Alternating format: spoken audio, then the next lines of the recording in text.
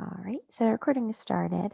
So I want to welcome everybody to our DAMA Philadelphia December session. My name is Pam Taylor, and I am the president here of our DAMA Philadelphia chapter.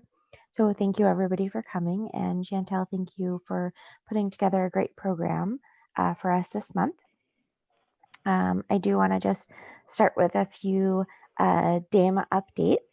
As most of you saw, Sean has sent out a really great announcement recently for some special dues modifications.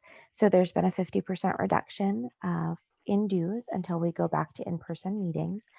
So if anybody has any questions, we would like to have Sean go ahead. Do you want to give a little bit of update on that?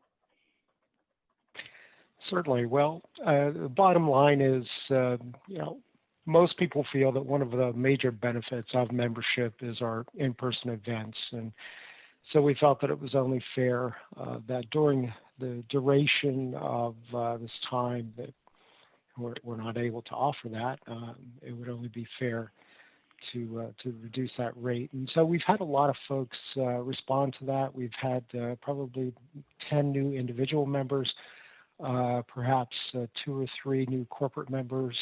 Welcome to all of you. We can't wait to get back, to the in-person events and to see everybody and to have that opportunity to network and share with one another. Thanks, Sean. And then we recently casted a vote on behalf of DAMA Philadelphia for the DAMA I elections. DAMA I has extended that election process to 12/15. So at our next meeting in January, we'll be able to give you the updates on the DAMA I election process. So no news yet, but we will be able to give you that those results then.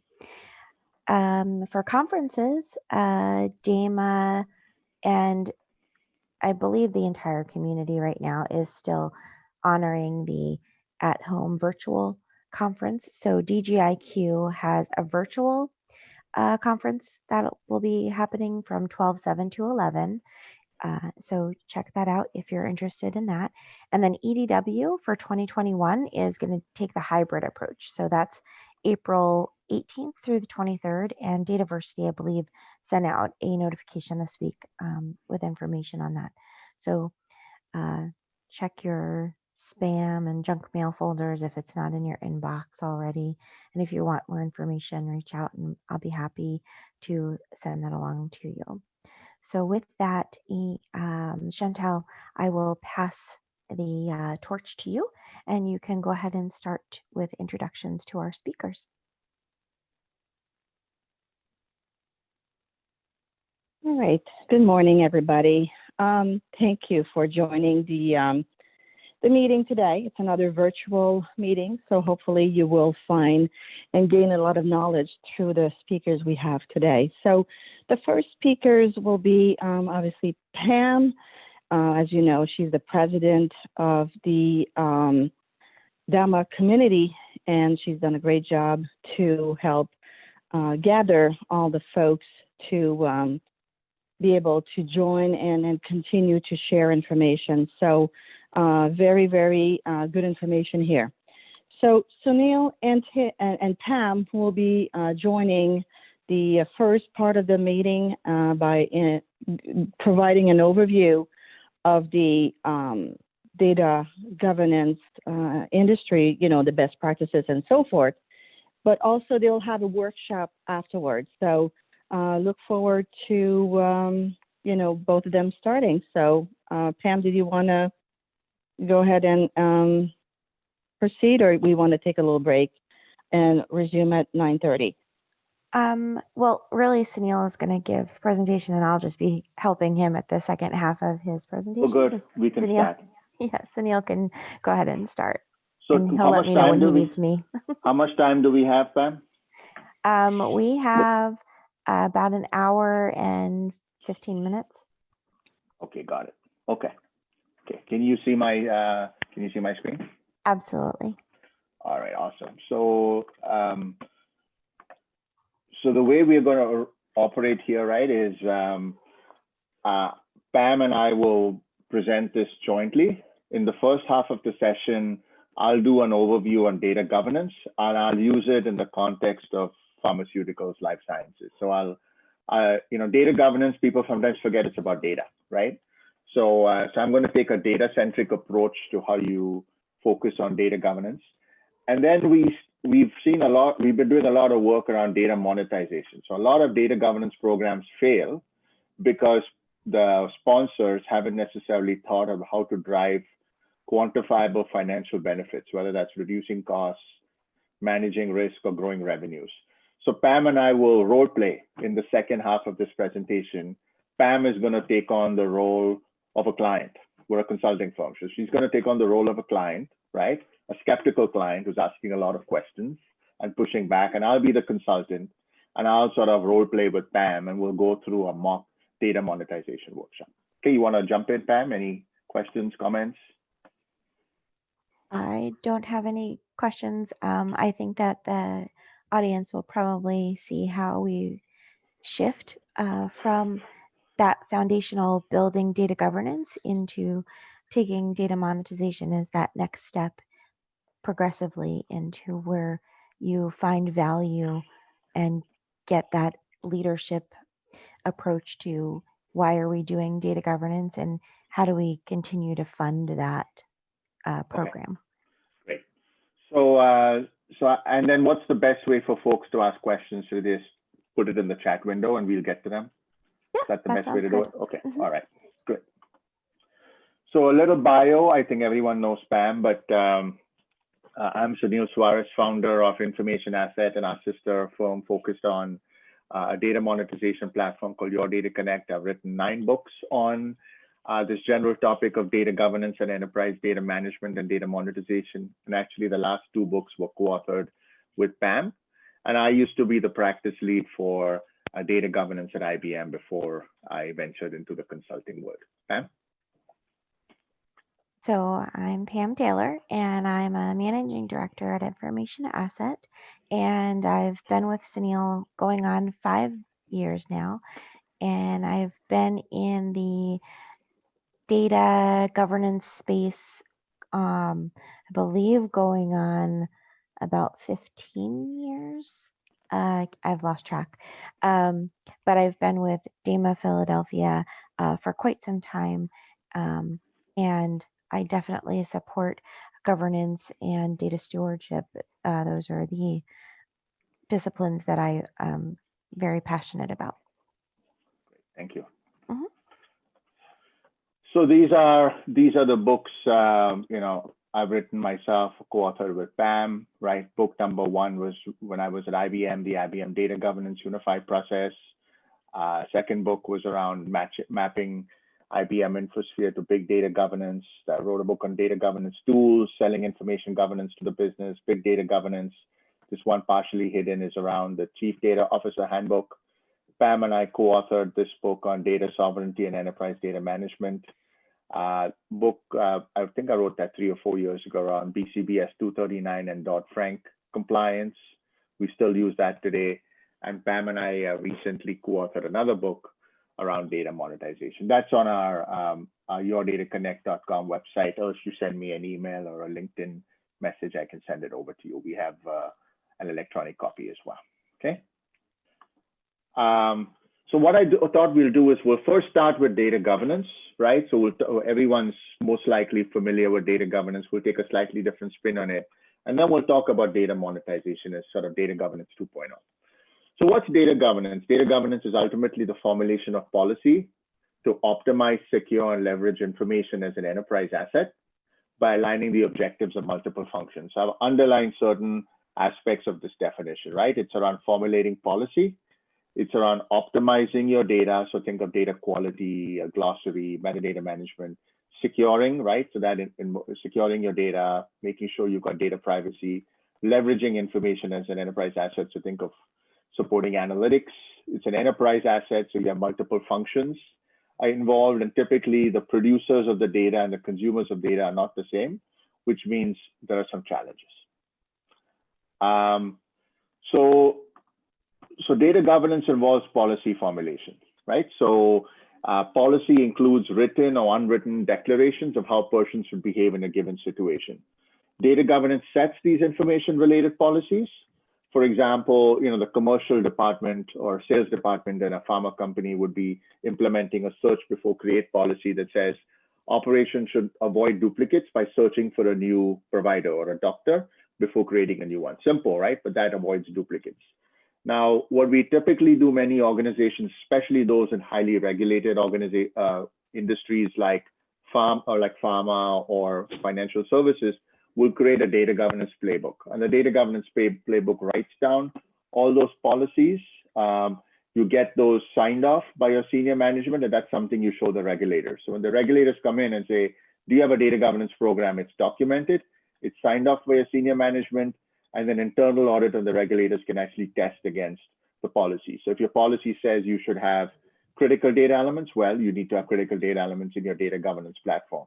If your policy says that you need to have data owners and data stewards, you need to demonstrate that you actually got those folks identified and they're in place, okay? I know someone's typing, so if you can go on mute. All right. Data governance involves alignment between did I miss a slide here? Yes, I did miss a slide. Okay. Data governance involves information optimization. So, for example, the supply chain in a manufacturing organization might institute a data quality rule that states reorder quantity cannot be null for materials where reorder planning is required, right? So it's obvious, but if reorder planning is required, then the reorder quantity cannot be null. The commercial department will implement a data quality rule that says provider ID should be a valid national provider identifier.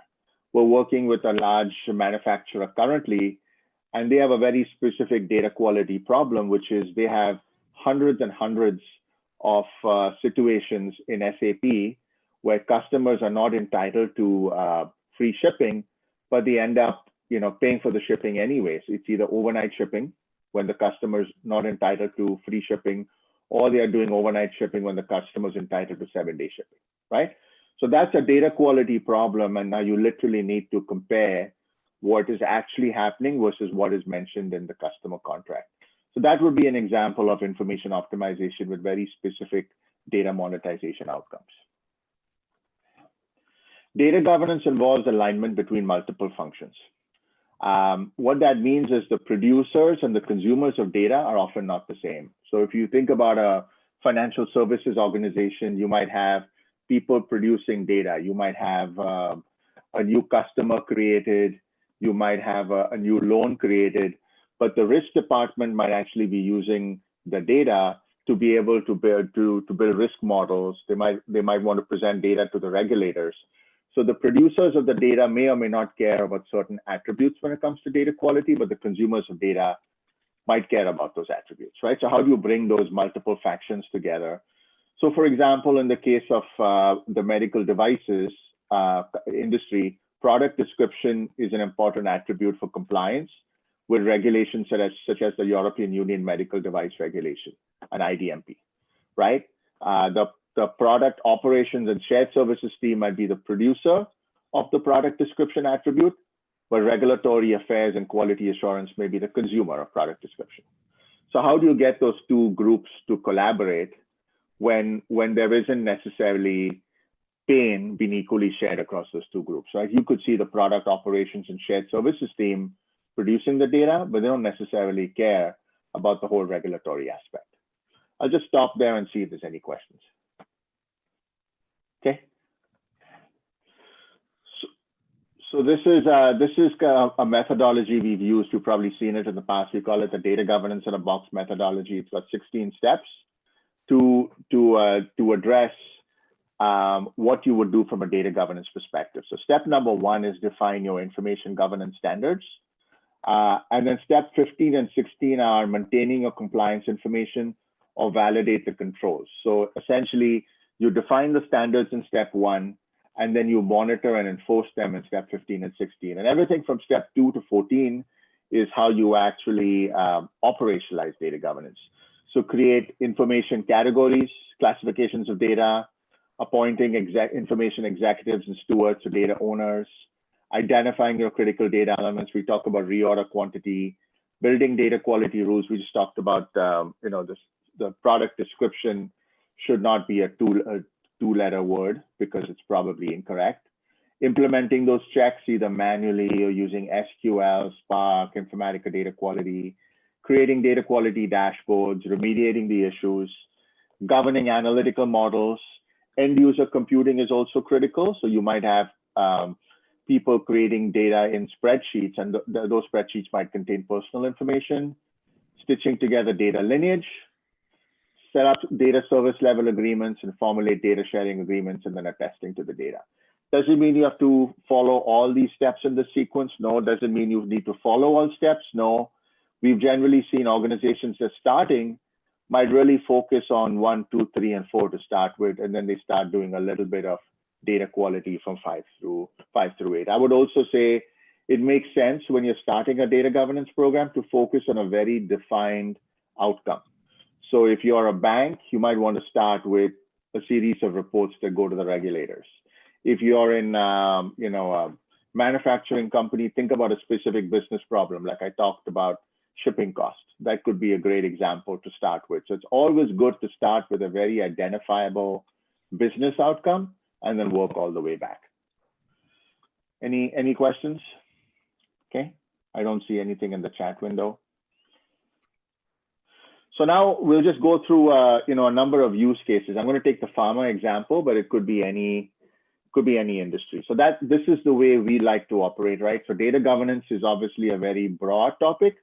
We always like to map it back to the organizational hierarchy and then what the specific use case is. So if you take a typical life sciences or pharma, these are the lines of business on the left side, right? There's research and development, right? They're the ones who are discovering new molecules, discovering new products. There's a manufacturing group. There's a commercial group, basically sales. There's supply chain, that's sourcing materials, finance, HR. There's typically an information technology group, which would have information security.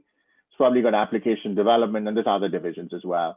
And then chief data office, right? They might report into IT, or they might report into some other group.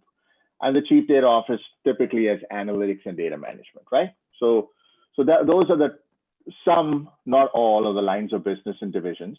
Then what we've done is you said, okay, we've got some use cases, right? And they are typically, you'll see they're classified by managing risk, growing revenues, reducing costs. It doesn't look like I have a growing revenues use cases here. Anyway, I have an increased revenue one. Okay, great.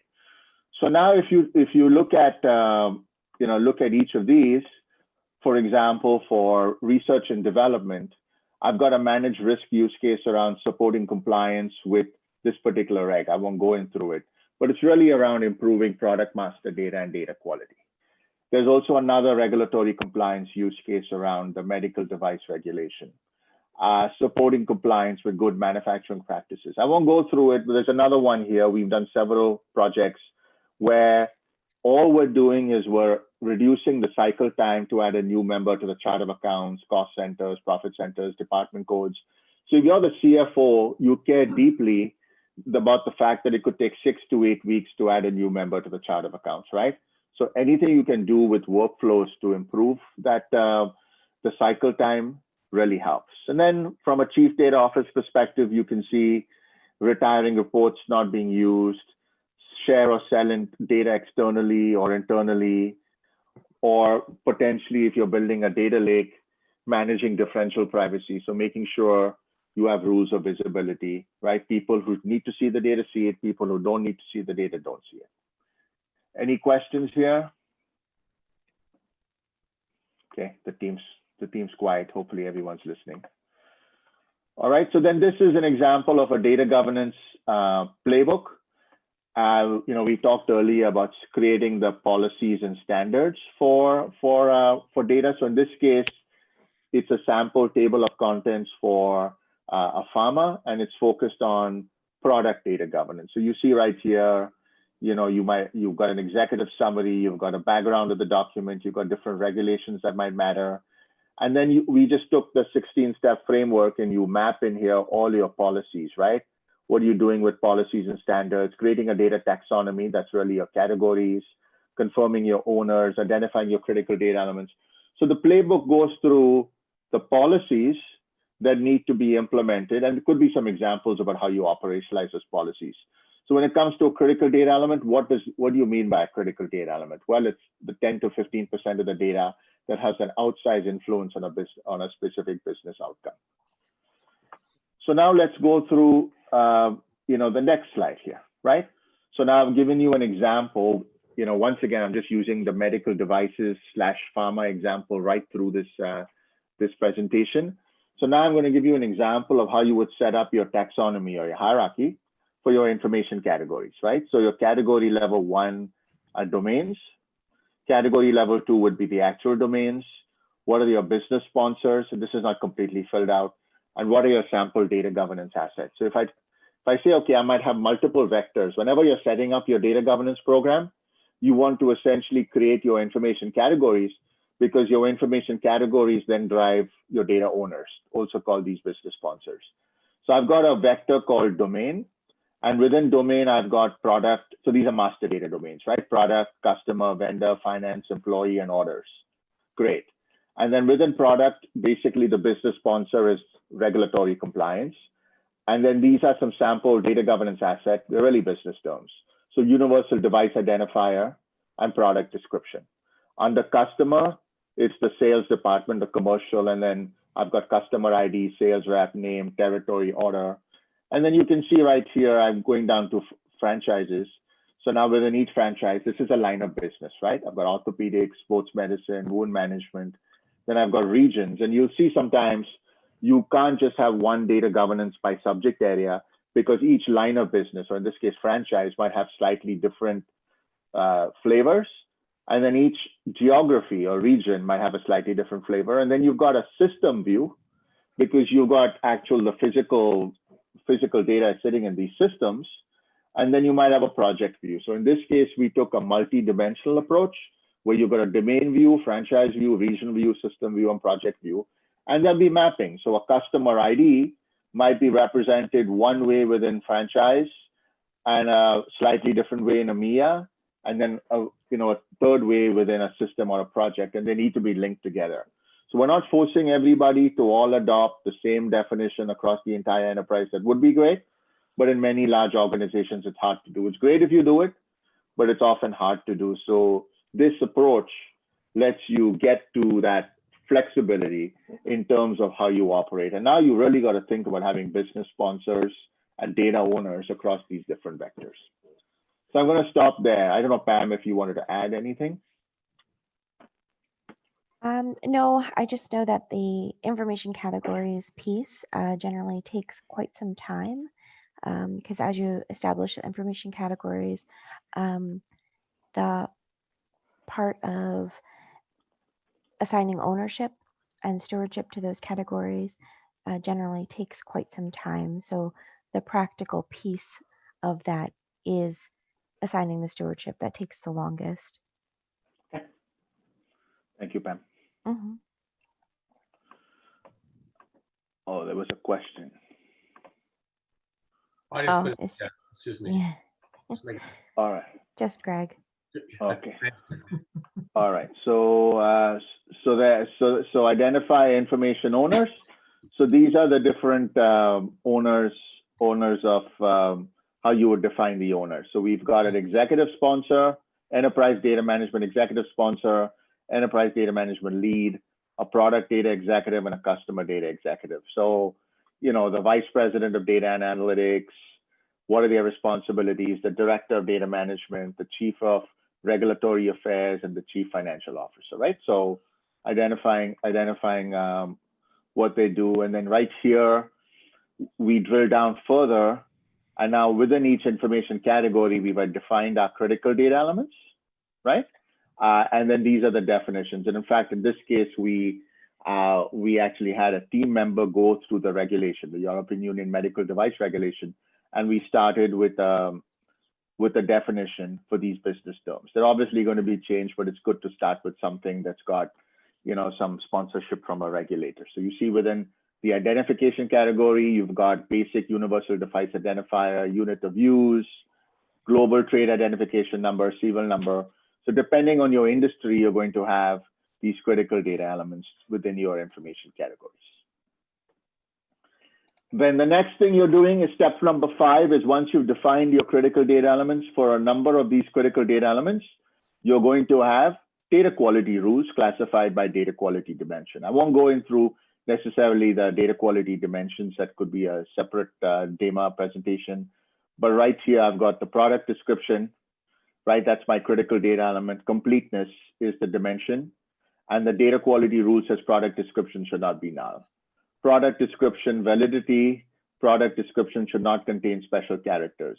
Product description conformity, product description should be at least 10 characters. Product description consistency, product description should be consistent between different systems, right? So you can imagine why you want to constrain the number of critical data elements, because now you're going to have a number of these rules. And remember, these are logical data quality rules. They then have to be executed across each system that would have product description. That's the way you would go down. Okay.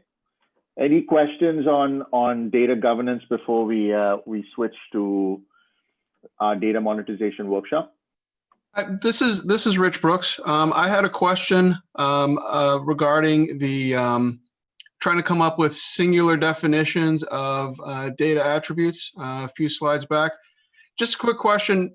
In your work, in your findings, how easy is it to get to a single definition of what something is versus, like you said, certain flavors or differences? Is it possible to write a base definition and then provide additional attribution or details to kind of describe some of the variations? Yeah, that would be the way I would do it, right? I think it's very hard. I mean, everyone says you should do it, but I think it's very hard. So the way I would do it is you might have an overall definition, but then you would have context for those definitions, which would have variations, right? As an example, we had, I'll give you a few different examples. We had an insurance client several years ago, and the CEO wanted to know how many customers do we have. Great. So you have a definition for the CEO of how many customers, but those of you who worked in insurance will know if I'm talking to the underwriting team, they're going to say, well, if I'm an active customer, right? That really works. I'm an active customer. That means I have a current policy. That's good. Marketing included prospects with the customer. I don't think that's the context that the CEO is looking for. And then the finance department said if they're receiving a bill, they're a customer.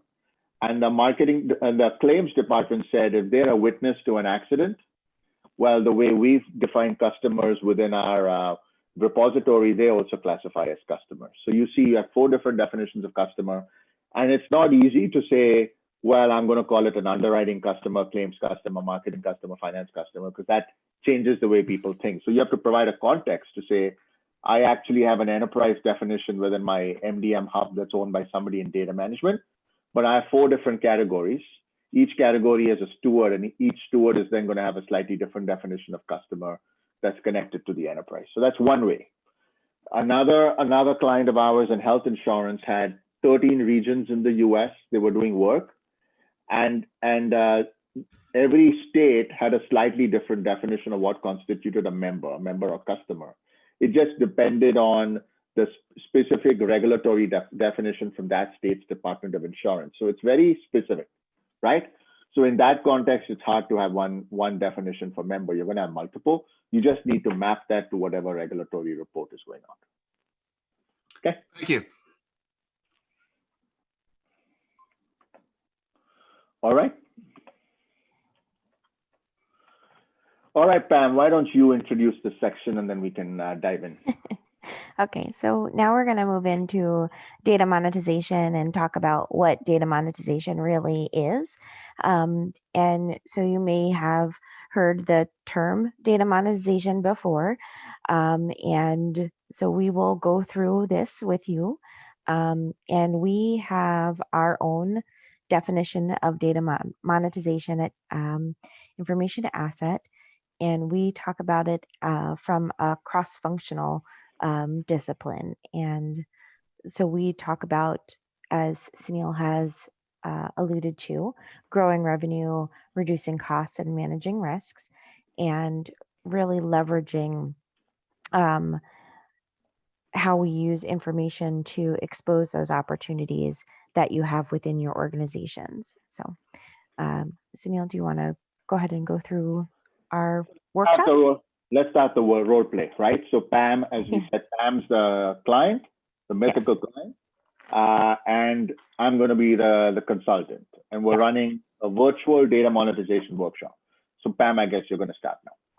Yes, I will be your customer. So Sunil, I have heard you talk about this thing called monetization in the past. Can you give me a little bit of understanding what data monetization means to my organization? All right. So think of data monetization as almost data governance 2.0. We've got some challenges, right, when you think about data governance, because oftentimes we're focused on why you do data, or how you do data governance, not why you do it, right? So data monetization brings together 4 disciplines, right? Data management, technology, law with regulatory compliance, and finance, right? 4 aspects.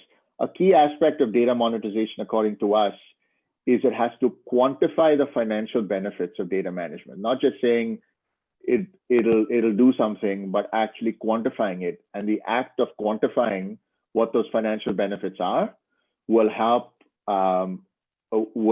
focus on what we need to do. Okay, so there's really 3 vectors to how you would quantify the financial benefits of data monetization. It's growing revenues, reducing cost, and managing risk, right? So those are the 3 vectors around data monetization. Any questions or comments, Pam? No, I think I understand. So you've spoken about data valuation. How does that fit into the conversation? Okay, good question.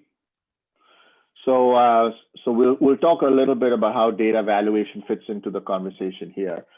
So here's the thing, right? Before you monetize the data, you got to really figure out how to value it, right? Much as if you want to monetize, if you've got a house, whether it's a apartment, single family dwelling, townhouse, whatever it is, you are looking to potentially get some value out of it. You're potentially looking to sell the house, or you're looking to find a renter, or potentially you're thinking to make some improvements to the house and sell it later. What's the first thing you probably do? You're probably going to want to get a valuation for the house, right? And what the valuation will do is it's your crown jewel, right? So much as we think about crown jewels in the data world as critical data elements and critical data sets, you got to think about your crown jewel. So in this case, your crown jewel is the house. For most families in the United States, the home is typically the single largest component of your net worth. So you want to first value the data. You want to put a number on the data value, right? You want to start there. Then step number 2 is you want to implement what we're calling continuous return on investment. So you're going to curate your data assets to grow your revenues, reduce your costs, and manage risk. The next thing you want to do is you want to implement a data marketplace.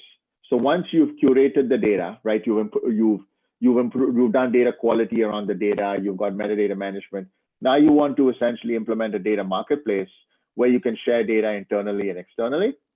And then finally, you want to make sure you comply with any regulations. So if you're sharing data, you want to make sure you comply with CCPA. You want to make sure you share data in a secure manner, etc. Right? So that's the overall framework for data valuation. Before you monetize the data, you got to value it. Then you got to implement continuous ROI. We'll talk about examples. Then you want to implement a marketplace to share data internally and externally. And then you want to implement regulatory compliance. Okay? Great. So that's all good information. But who in my organization would really be the target audience then for data monetization? So I think what you're saying is, what's the role of the data monetizer? Who is this data monetizer, right? We came up with this new vernacular. It's probably the CDO at the end of the day, or somebody who reports into the chief data officer. That's their role, right? They're They're responsible for data monetization. Some CDOs are forced to focus more around regulatory compliance, and that's certainly important. This data monetizer role aligns with the chief financial officer and the chief operating officer, as well as other lines of business. They have a strong background in enterprise data management, but also finance, because as we'll go through this, if you're doing data monetization, you've got to really understand the numbers. You've got to be putting dollar values against your data.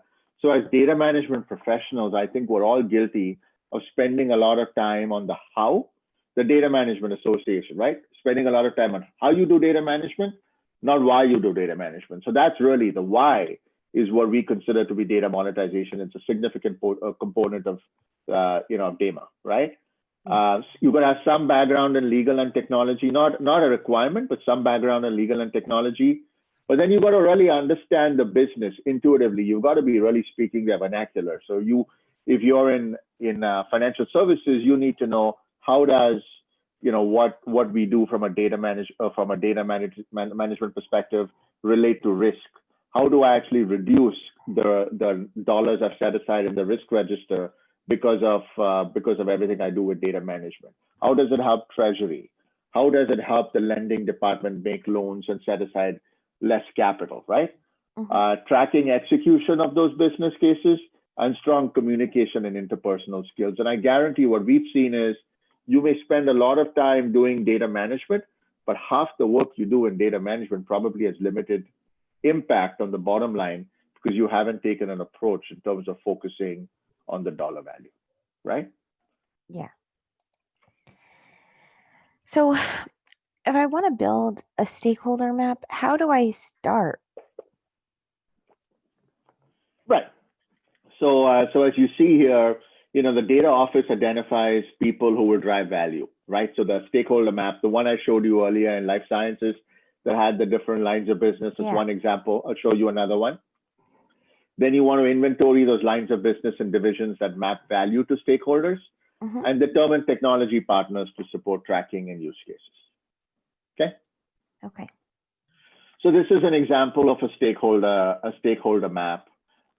So I'm the CDO, the CDO organization, and in financial services, I'm essentially building a stakeholder map by line of business and division, right? And it might vary, obviously, based on the organization. So essentially, I've got retail banking, commercial banking, investment management, investment banking, treasury, risk, finance, HR, enterprise data analytics, information technology. Then I've got multiple divisions. I've got retail lending, deposits, customer service, marketing. I won't go through the list.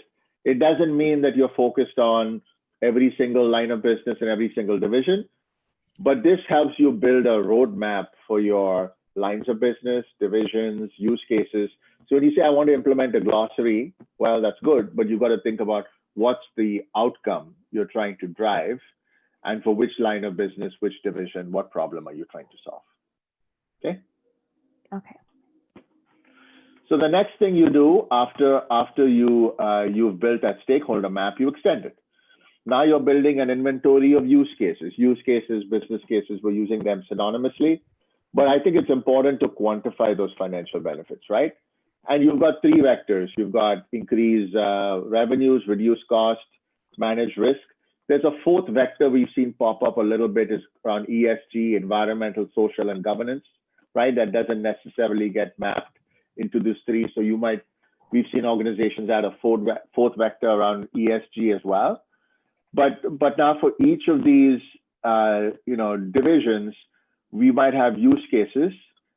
And for example, under retail lending, I might have a use case around reduced dropout rate associated with customers not being able to buy additional products due to incorrect dates of birth. Now, each of these use cases, I want to be clear about it, is now going to be using all the elements of the DIMBOK, the data management body of knowledge, right? So all the elements of the DIMBOK come to play in terms of each of these use cases. You would need a glossary. You would need data quality. You would need data governance. You need data ownership. You need information security, master data management, database. So I'm not suggesting you don't implement DIMBOK and this is a completely new approach. What we're suggesting is this is a way for you to prioritize how you get buy-in and adoption. Got it. Okay. You wanted to add anything, Pam? No, I know that we have lots of clients who participate in these types of workshops. So the questions that I'm asking are questions that we've had asked of us. So they are true to life questions, and I'm not just pulling them out of the thin air. Correct. So oftentimes we're asked, what is the methodology that we use to come up and measure the value of data? So after we go through that template that you just showed, a lot of times people will say, that's really good information, you've broke it down. So how are we figuring out how to measure the value of data? Perfect. Okay, so that's step number one, right? So there's a lot of material out there, but this is one way to think about data valuation, right? You could adopt a cost basis. The accountants love it. So those of you who are familiar with GAAP, generally acceptable accounting principles, that's one way to do it. Certainly, GAAP is very particular about what data valuation you actually put in your balance sheet. They're not going to let you put anything on the balance sheet unless you paid for it, right? Maybe the cost basis, but this is most compatible with GAAP, right? But it's probably not always the best way to represent the value of the data. So cost basis, if you built a data set internally, you would probably put a value to it in terms of the cost associated with internal development. So the cost to develop a Tableau report would equate to the value for the Tableau report using this methodology. Now that obviously is not representative, but that's one way to think about it. Now, alternatively, it's the price you pay to an external provider if you source the data set externally, closing stock price data that you source from IDC. That would be a good way to think about value in that case. The second one is intrinsic value. So what's the intrinsic value of a data set? So I've got discounted cash flows associated with all the revenues and expense associated with the data set. This one is hard, right? You could think of the income streams from patents. That's an easy one. But in many cases, trying to use discounted cash flows to value your customer data, very hard, right? Some of the parts use cases, which is sort of related to discounted cash flows, which says, here's all the different income streams from a particular data set. How do I value them together? How do I add them together? So number two is intellectually appealing, but very hard to implement in practice, to be honest. And number three, which we'll focus on a little more, is more around looking at comparable data sets. So using the earlier analogy, if I'm putting my house up for sale, first thing we're going to do, right, is we're going to go to Zillow.com or one of these websites. I'm going to look for similar, comparable homes in the neighborhood, similar number of bathrooms, similar number of bedrooms, similar acreage. And we have a pretty good idea. If you call a real estate agent, they're going to give you a list of comparables and say, okay, you probably get this much money if you sell the house today. If you make some improvements, you shampoo the carpets, you put a new coat of paint, fix the kitchen, you might raise the market value, right? So number three, you can be creative about it, and there might be ways that you can actually come up with a valuation based on market value. Okay. So now I'm going to turn over. Okay, go ahead, Pam. I was just going to say, so the next part of this, what we're going to do is go into some scenarios, and we've taken this from some real life examples as well as some of our clients. All right, so we're taking a healthcare provider hospital and we're looking at genomic data. So in this particular case, right, this particular organization was looking to bring in genomic data or DNA data, right, into their enterprise data warehouse and building a longitudinal view for their stakeholders. So we said, okay, how do you value that data? How do you value DNA data? Because that will drive what you spend in terms of curating that data. When I say curating the data, I mean metadata management around it, data privacy, data security, data quality. So one way to do it is to say, okay, let's look at comparables on the market, comparable transactions, right? So, and you really got to figure out companies or transactions that are a pure play for a particular data set, right? Otherwise, it's very hard to come up with like-for-like transactions. So in this case, we picked 23andMe. We'd all agree that's a pretty good analogy for DNA valuations. So they're the owner of a DNA database, right?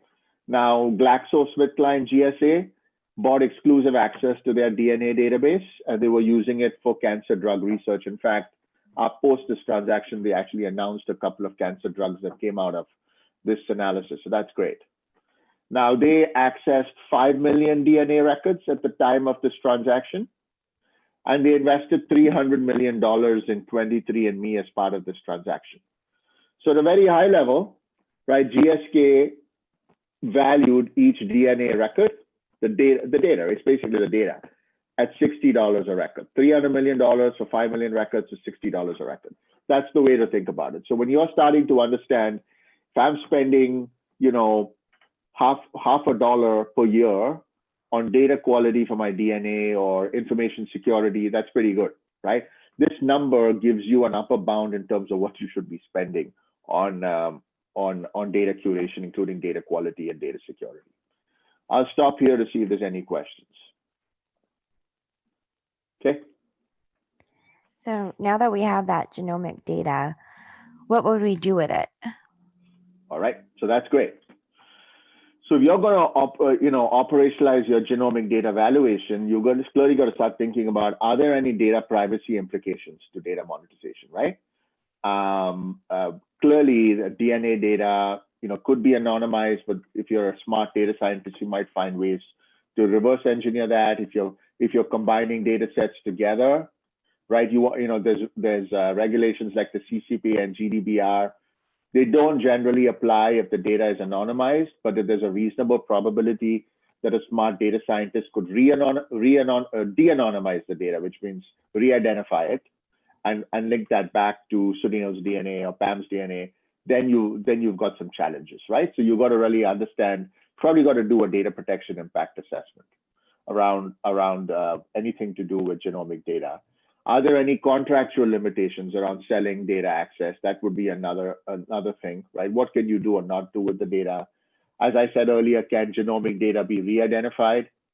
And then are there any contractual or data privacy limitations to combining data with other data sources? So at the end of the day, you've got to do a data protection impact assessment, look at contractual limitations, and then make a determination of what you can and cannot do with your genomic data. Okay?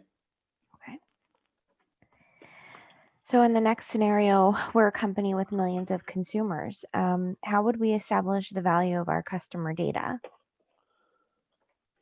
All right, so I'm going to take an example from frequent flyer programs, right? So I live in northern New Jersey. I use United Airlines, not so much these days, obviously, but I did. I was on a plane every week. So I never understood this, but most airlines, we all know they have loyalty programs, right? Frequent flyer programs. Typically, these frequent flyer programs are housed as a wholly owned subsidiary of the mothership. So Mileage Plus is actually a wholly owned subsidiary of United Airlines. And based on this analysis, I never came up with it. This is a publicly filed 8K report with the Securities and Exchange Commission in June 2020. You'll see that the value of the Mileage Plus customer data is probably more than the value of United Airlines. It's interesting. I use publicly available information, none of my own analysis here.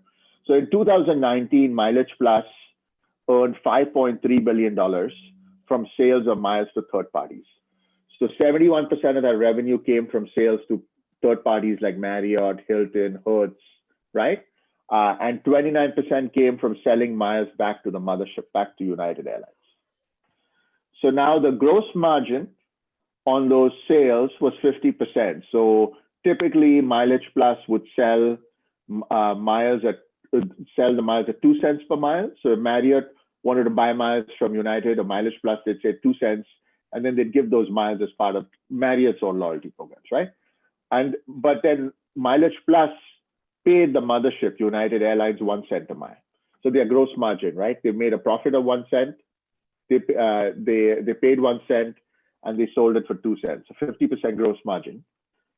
And then their earnings before interest, tax, depreciation, and amortization, EBITDA, or net profit, essentially, is 34%. So you have some 50% gross margin. You deduct another 16 points for general and administrative expense, and you end up with a 34% gross margin. Okay. So their net profit or EBITDA was $5.3 billion times 34%, so $1.8 billion. And then United did the analysis, and they said if your market value of Mileage Plus itself is not a separate legally traded entity. United is, but not Mileage Plus, right? So this is an implied value. So they took a 12 times multiple on EBITDA profit. Think of it as a price earnings ratio. So it's somewhat correlated, 12 times. So now your market value of Mileage Plus is $21.6 billion, right? That's the way. I guarantee you it's more than the market value of United Airlines today. And United does not disclose the number of Mileage Plus members, but in this particular 8K report, they said it was 100 million members. So right here now, the market value per Mileage Plus member is $216 per member. But that's not the value of the Mileage Plus member data. So if on average, Sunil Soares is a Mileage Plus member, the average Mileage Plus member is worth $216 to Mileage Plus. The value of their data itself is probably less than that. I don't know what that number is, but it's less than $216. So that's the way to think about it. Now, another part that's important is not all members are created equal, right? You've probably got members who are traveling, a million milers, right? And there's other members who travel maybe only on vacation. So now when you're thinking about data quality, should you really be spending the same amount of your data quality effort on low value members as well as high value members? Because I guess what, you could have high value members might be worth $10,000 a year. I mean, I'm probably worth more than $216 to United because I travel a lot, right? But there'll be people who only travel on vacation who are probably not worth it as much as $216. So there's actually a lot of implications when you go ahead and value the data. Any questions, comments from anybody? Pam, any comments? No, I think that you're definitely worth more than 216. Yes, I think so. Okay, so the next scenario, we're a financial services firm and we have millions of customers. So how would we value that customer data? All right, excellent. So now let's take another set of comparables. So in this case, I'm going to take a financial data aggregator. Intuit is a financial data aggregator, right? So in this case, we're trying to get to the value of the customer's data, not just the value of the customer. It's important to understand that. So Intuit is pretty much a financial data aggregator. So in this particular situation, we have to go back 10 years. And we looked at the transaction where Intuit bought Mint.com. So Mint.com, as you know, it's really an aggregator. They don't really have much apart from their customers' data, right? This transaction was more than 10 years ago. And Intuit paid $170 million for Mint.com 10 years ago. And Mint.com at that time had 1.5 million customers. So you could say the implied value for customer data record on average, the customer data, it's 113.33 per customer data record, right? So that's more analogous to what we care about, not the customer itself, but the customer data. So that's just the comparable, right? You can get your head around what that number looks like, okay? Okay, so now we have that types of information. How do we operationalize customer data and the value of that? So clearly, what we've got to do is we've got to segment customers, right? So it's one thing to say, the value of my customer is $113 in the case of Mint.com or $216 for the whole customer in the case of Mileage Plus. But not all customers are created equal. We all know the 80-20 rule, right? 20% of your customers account for 80% of the value. So you want to definitely segment your customers. This is something that happens all the time in marketing. There's marketing segmentation. So we should also be doing customer data segmentation. We should be valuing our customers by segment and then focusing our data quality and master data management efforts on our high value customers, right? That would be something very simple. So how do we quantify the business benefit for those of data monetization? So in this case, I think this is our last slide. We're just going to do a data monetization business case for customer master data management. Okay. Okay. So in this in this case, we have it's a simple business case, right? We have 3 million members, customers. I'm using those together. The estimated percentage of duplicate member records was 15%. The number of marketing mailings per member per year is 4. So I'm sending 4 mailings per year. Cost per marketing mailing is $3. So every time I send a piece of mail, it costs me $3 for postage, for labor, for the actual paper itself. Now the cost of duplicate mailings is 3 million times 15% duplicates, 450,000 dupes times 4 mailings a year. So I've got 1.8 million duplicate mailings per year, $3 a mailing, $5.4 million. Now, risk of fines, this was actually a healthcare organization, but there's a risk of fines because you've got duplicates, you might not be observing privacy preferences. So we applied a risk here. So this is a cost reduction component of a data monetization. This is a risk reduction component, right? The risk of fines, reputational risk, $2 million. And then I'm going back to this is not a dollar, but the number of duplicate records is 450,000. So the number of deduplicated member records is 2.5 million, right? So 3 million minus 450 is 2.5 million. So number of members who elect to receive statements by mail based on the ability to record their email addresses and preferences is 10%. 10% of our customers receive statements by email. Number of statements per year, 6. And then you see the savings in terms of mailings of statements is $4.5 million.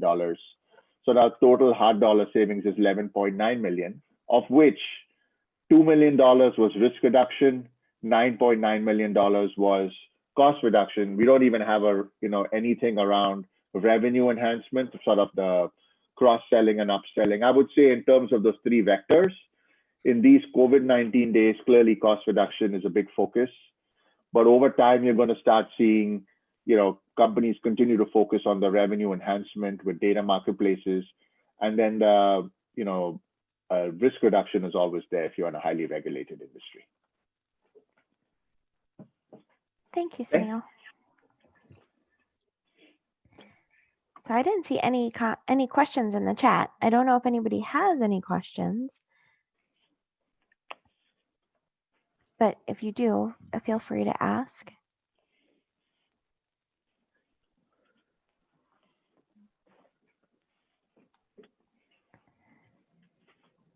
So I don't think so. Chantel, did you want to introduce our YourDataConnect partners for the sponsorship? Hey, I did not coordinate with the sponsor per se, so okay. I don't have all the folks' information. So no problem. Want to make sure too that they are available at this time. I maybe see them. The timing. Okay, gotcha. Yeah, I see them on. So I don't see our VP of sponsor. Oh, he's Bob Clint is your VP of sponsorship. Yeah. So, but yes, I don't see any questions, and I do see lots of great presentation and great talk comments. So thank you for that. So I will introduce our YourDataConnect sponsor. Thank you for sponsoring our session today. And I know we have Bob Clint here, and Sunil, if you want to give some information about YourDataConnect, I know that you are the CEO of YourDataConnect, and I believe that Greg hopped off. So if you want to give some information about YourDataConnect, that'd be great. And then I know Bob is going to give a brief demo of YourDataConnect. Awesome. You there, Bob, right? Yes, I am. Yeah, awesome. Yep. Thank you. Okay. So what I'm going to do is I'm going to switch roles here. Right now we're the sponsor. So we talked about data monetization in the last session. So what we're going to do here is talk about our product platform around data monetization. I'll spend a few minutes. I'll do an overview of everything we've done, and then I'm going to turn it over to Bob Clint, who's our Chief Product Officer. And I guess you're a Philly native as well, right, Bob? I am now. I've been for about 20 years, yes. There you go.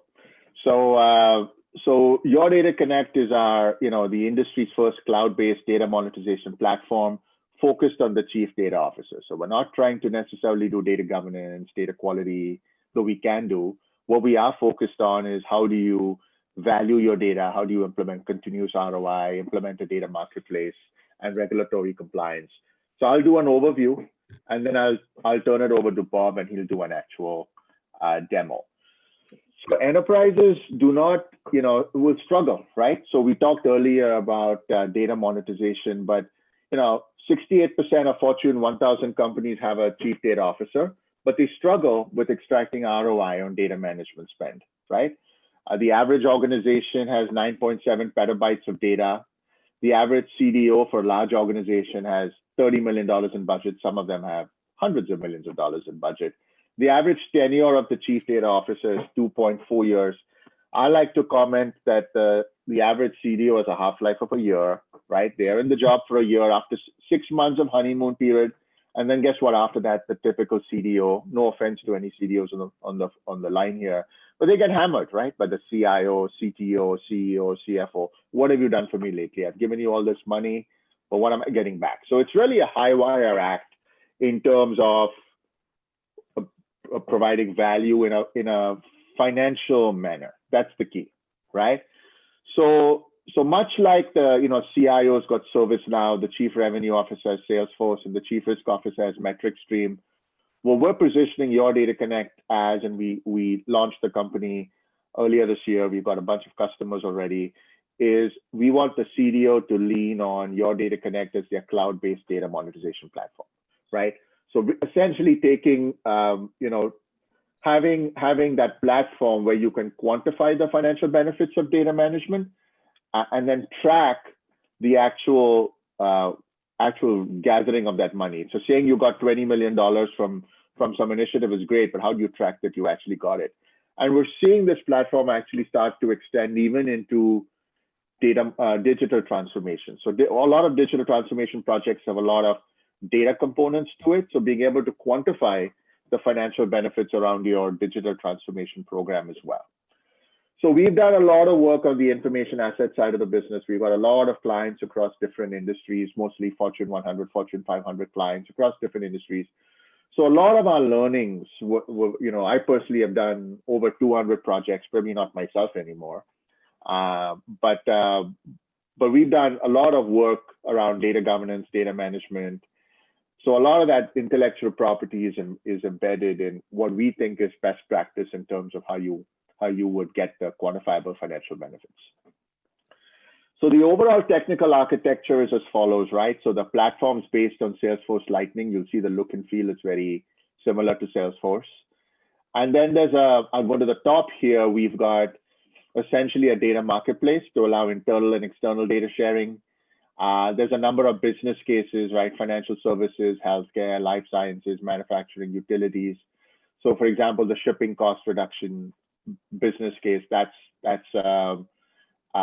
something that we've got implemented in the platform. It's got elements of robotic process automation and some AI and workflows. And what it does is it integrates with all these third-party tools, right? So business intelligence tools like Tableau, TIBCO, Business Objects, SAP, data quality. So we're saying, using this platform, you can quantify the financial benefits of shipping cost reduction. Well, this platform could integrate with Informatica data quality, so you can actually demonstrate demonstrate data quality improvements. It integrates with Informatica master data management, number of databases, including Snowflake, Cloudera. So if you want to say, we'd like to scan all the unused database objects that have not been used in the past 90 days and potentially retire them, this platform can point those out to you. We've got an integration with ServiceNow. So if you want to highlight all the applications in ServiceNow that have not been recertified in a year, which means that data breach risk, you can do that. It sits on top of your favorite data governance platform, whether it's IBM, Colibra, Informatica. We can also do data governance for you, right, given our heritage. And it can also scan and use ETL jobs. So we've got a lot of these integrations coming in. And then these are some screenshots, and then Bob will actually walk you through the platform. So this is an example where we worked with a software company, and they were looking to migrate DOMO, which is a legacy business intelligence platform, into Tableau. So a lot of these financial benefits are sometimes in spreadsheets, but here what we've done, you can program it. What's the annual software cost? What's the annual hardware cost? The number of developers, fully loaded cost, number of reports, and the total cost per report, annual software cost, and a break-even point. So given these assumptions which you entered, there's a break-even point. But then what the platform does is it actually goes and scans the operational metadata within Domo, for example, or Tableau, and it'll point out, here's all the reports that have not been used in the past 90 days or 120 days. And they essentially get auto-created as tasks for the report owner to go consider whether they should retire those reports, right? So if you think about, yes, you could do some of this in spreadsheets, but what about integrating with all these systems? How do you create a live dashboard? How do you keep it updated? That's what this platform does. This is another example with around purchase order lead time reduction. So with this particular organization, they wanted to improve materials quality. And by improving materials quality, you get purchase orders faster. And if you get purchase orders faster, you get paid faster, which means you reduce net working capital, right? So operationalizing this business case based on integrations with SAP, Snowflake, Informatica data quality. This is what, actually even Colibra in this case, were able to demonstrate business benefits, right? And then another thing this platform has is also capability to support regulatory compliance for a whole bunch of different regs. Certainly the Sensitive Data Management, Data Privacy regs, CCPA, GDPR, Children's Online Privacy Protection Act, Consumer Protection regs in financial services, utilities, banking, life sciences, insurance. So that's the regulatory aspect. When you start thinking about, reducing risk and that component of data monetization, that's what this platform will do. So I'm going to actually turn it over to you, Bob, to do a demo. Okay, thank you, Sunil. Thank you, Pam. Hi, everybody. Bob Clint. I'm, as I said, longtime Philly resident. I actually live out near Valley Forge here. And I am the Chief Product Officer for YourDataConnect. And the toughest job I know of is following Sunil in a presentation, but we'll see what we can do here. So this is, can you all see my screen? Yep. Great, perfect. So this is the main landing page for YourDataConnect. And consistent with modern applications, you get a dashboard or a number of dashboards when you enter YourDataConnect, filled with things that you're going to want at your fingertips, like the total value of all the business cases that we've been executing, the total value of data governance that we've been seeing, summaries of our business use cases. We can look at a portfolio summary, which is really a summary of sort of the data assets under management here. So databases and BI platforms and ETL and whatnot. We can also take a look at a summary of the data marketplace. And Sunil did a great job of explaining what the data marketplace is becoming in the governance world. It's becoming a really critical part of data governance in managing how you control the flow of information internally and externally. So what I'm going to do is just give you a brief overview of what's in the tool, and then I'll take you into one of the use cases a little bit further. So we talked about being able to manage organizations. You need to be able to understand where the information resides and who the players are. So within YDC, we can manage a number of organizations. And by the way, we can build organization hierarchies to show that there are child or entities within these organizations, divisions, departments, whatever. We also handle the traditional capabilities of a business glossary. So this is the ability to have business terms, and in other words, to translate the technical data in your organization into business English and allow the business folks to manage the definitions. He talked about definitions can vary across business units, so we tie these to business units. And within each business unit, we can vary the definition to meet our local needs, those kinds of things. The data portfolio here is really where we capture all of the technical metadata.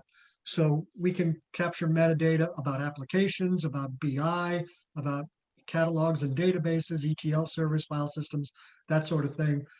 And we capture then within this a lot of the detailed information beneath that. So within databases, within databases, we can then, first of all, know which division they live in, but we can then drill down into these and see the tables and columns that reside in those and manage that level of detail as well. I'll skip these next two and come back to them in a moment. Sunil was talking about regulatory compliance. So we're also able now to talk about regulatory compliance, the regulations that you're under, and the jurisdictions within which those regulations apply. So, if we've got GDPR, we can see that it lives under the European Union, whereas if we're looking at CCPA, that's in the state of California. We can then open these up and see more detail about it. And, this isn't mapped, but we can map all the business terms and the critical data elements that belong under this jurisdiction of a regulation, so that you can very quickly, for example, when you're doing GDPR work, and I used to be a data protection officer in the UK, I need to know where all of my PII information is all the time. With this capability, we can show you all of the critical data elements in PII that are linked to my customer regulations. So that allows us to manage that quickly and find out where everything is. And finally, here we can also talk about your reference data. So if you've got code lists, value lists, we can keep track of those and keep all of the values in here as well. And a lot of times with traditional data governance platforms, we're kind of discouraged from doing that because of the volume of those, but we can easily handle the code lists that go into here. And these may be, state codes, country codes. You see here, there are shipping conditions and things like that. These are very handy to relate to all of those business terms and to be able to use to manage some workflows. I left these two aside, data monetization and the data marketplace. These are really the heart of what we're calling data governance 2.0. The ability, as Sunil very clearly said, to value your information and then to be able to logically share it both internally and outside of your organization and get the proper credit for that is really important in this day and age. Another value is that when we go to the marketplace here, and I'll just quickly show a data set in the marketplace, what the marketplace lets us do is define data products or data sets that then can be requested by people internally or externally through a portal. The great thing about it is if I click on this customer data and request that data, you'll see here a number of things. There's, the data set itself, the division that it needs to belong to, et cetera. You define a purpose. You're basically making a case for receiving a data product within the organization. But one of the really important things, we also tell you the policies that are linked to that data set. We talk about acceptable use criteria in governance a lot, and data sharing agreements that govern how you're allowed to use information. The great thing about the marketplace here is that if I want to request this information, you'll see I have to opt in to follow the policies before I can get access to that data. So once I click on that, I'd be allowed to request this. I'll go through a workflow to get the approvals, and internally there will be the workflow will, notify the correct data analyst to pull the data set. And once we've got, the agreement, the opt-in on the policy, we can ship that data out. And that way we know that we have an audit trail that people who are requesting information, particularly sensitive information like customer and financial information, know what the rules are about its use and have said they will abide by those. So if something goes wrong, we can track this down. So what I'd like to do now actually is just take you very quickly through a particular use case. And this one is within the retail banking space.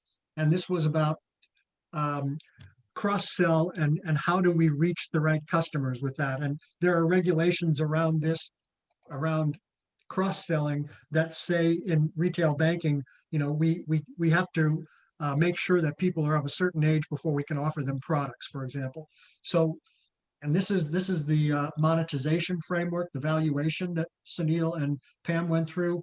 And I'm not going to go through this in depth, folks, but what we did was define how many customers there are, how many of the date of birth records in the database we believe are inaccurate, and which would then cause people to need, in this case, to go into a branch to have their date of birth corrected. And then by virtue of going to a branch, how many people drop out because they don't want to go to the branch. So, there's a value to all of this, and we can figure out what the value to the company is by correcting those date of birth records. We also can connect this business case to the critical data elements that support it, and date of birth is one of those. It's in the customer glossary. If we call up the date of birth, you can see that there are business rules attached to date of birth. And this business rule says that date of birth cannot be null. We'll also see that there's a column out there attached to this, the date of birth column. We can find out which table that's in, and et cetera. But the important one feature I wanted to show you here, we can call out the full traceability of our date of birth. So we can explore where, we can explore which data elements define this. We can see database, we can see that business rule. And by the way, I can that up and see where all that goes, and find out that, it's in a category called customer support.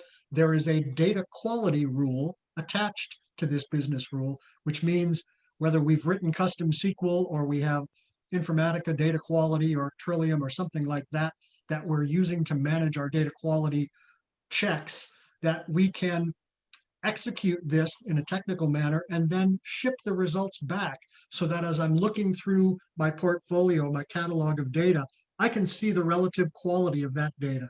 That's really important to some of your folks who are trying to do self-serve analytics, so that if there's a couple of places where I can get data and it's 70% accurate in one place and 95% accurate in another place, I know which source I'm going to choose for that data. So we can follow this ad nauseum, but this is basically what we can do with lineage here. We can trace all the way across the board, from the business term to the technical metadata to the rules and quality execution that we've done for it. Let me back up here. And another little feature here that's very nice is when we, hold on, let me open that again. So the other thing we want to be able to do here, Sunil talked about how we can relate this to, gosh,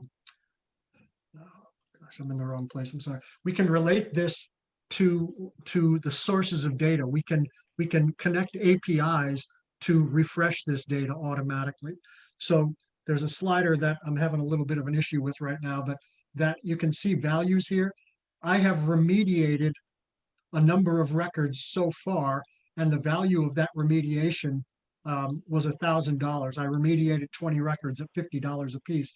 As I go through that remediation, I can either manually come in here and say, I just remediated another 100 records or another 200 records, or I can build an automated link to my data quality tool and have that connect automatically. And every time we update that record, we can see how much value we have gained by remediating these date of birth records.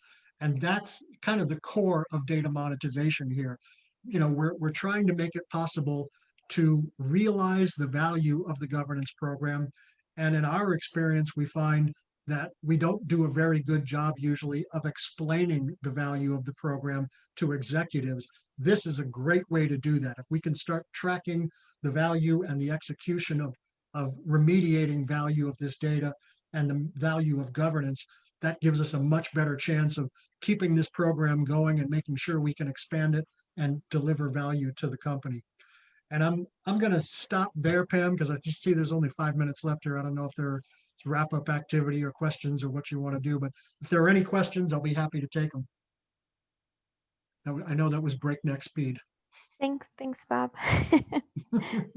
I know it's a short amount of time that the sponsors have, so I appreciate your rapid presentation there.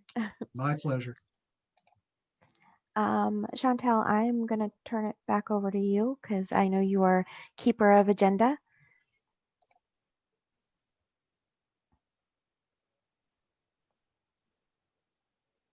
And I think you're on mute.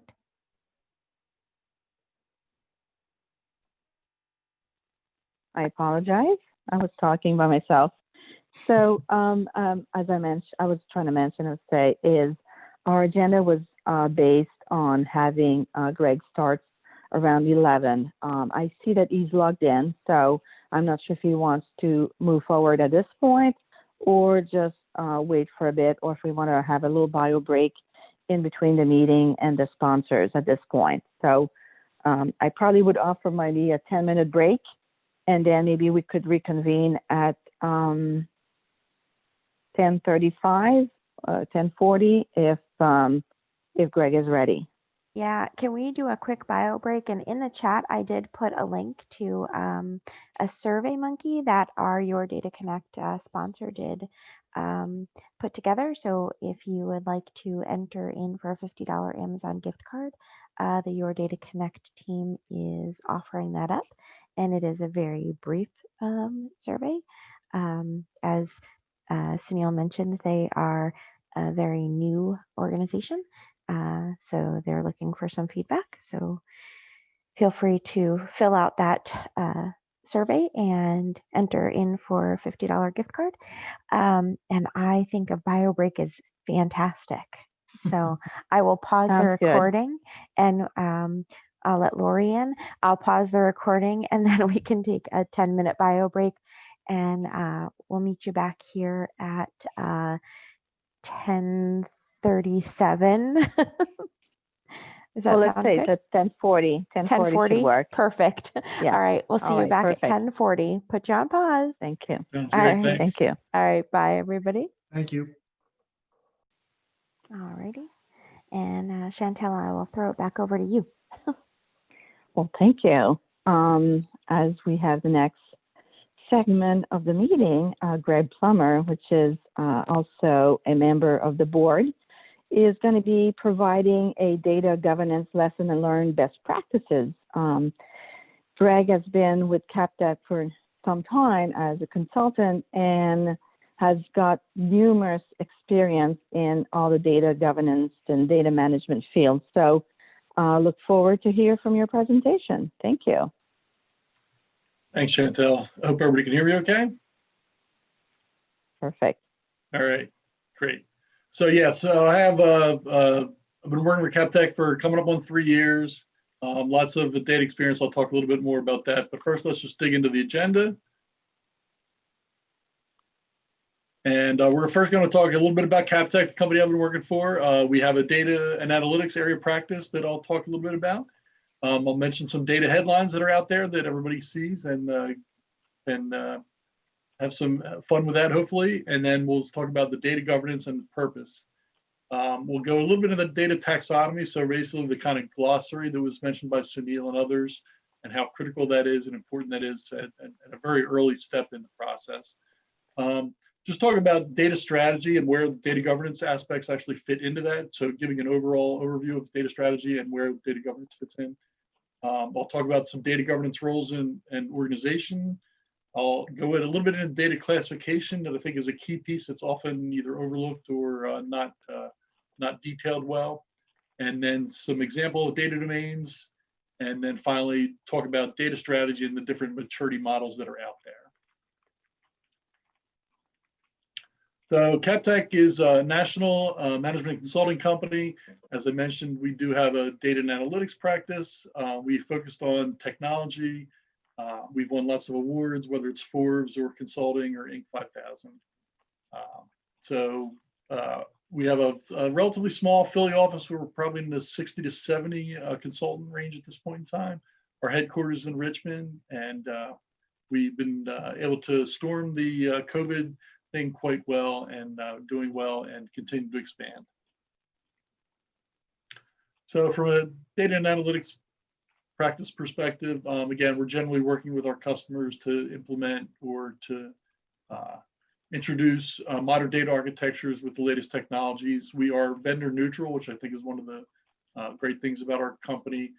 We work and partner with many different vendors, but we're agnostic, so we aren't tied to anyone. We aren't kind of the true partners where we're a reseller of their products and things like that. So we're able to stay neutral. We can implement whatever products our customers are used to or want to implement, when we'll provide guidance on those suggestions as well.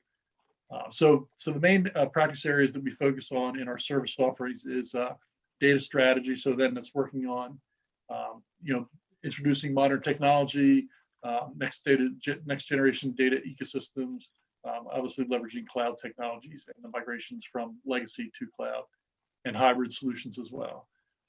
Obviously, from a data management and governance perspective, obviously there's lots of regulations. We do work in financial services and other industries that have strict regulations around the different regulations that are out there. We'll touch a little bit on some of those, and also I have a slide in my appendix that I hope to touch on that goes into a little more detail around where the states are with passing some legislation around data privacy and stuff. Again, this is a data governance focus, but again, I'd like to try and have some information that people can take away from the presentation and leverage at a later time. And then our data engineering and analytics focuses on, again, modern data architecture, so machine learning, AI, et cetera. And we've been very successful in that practice as well.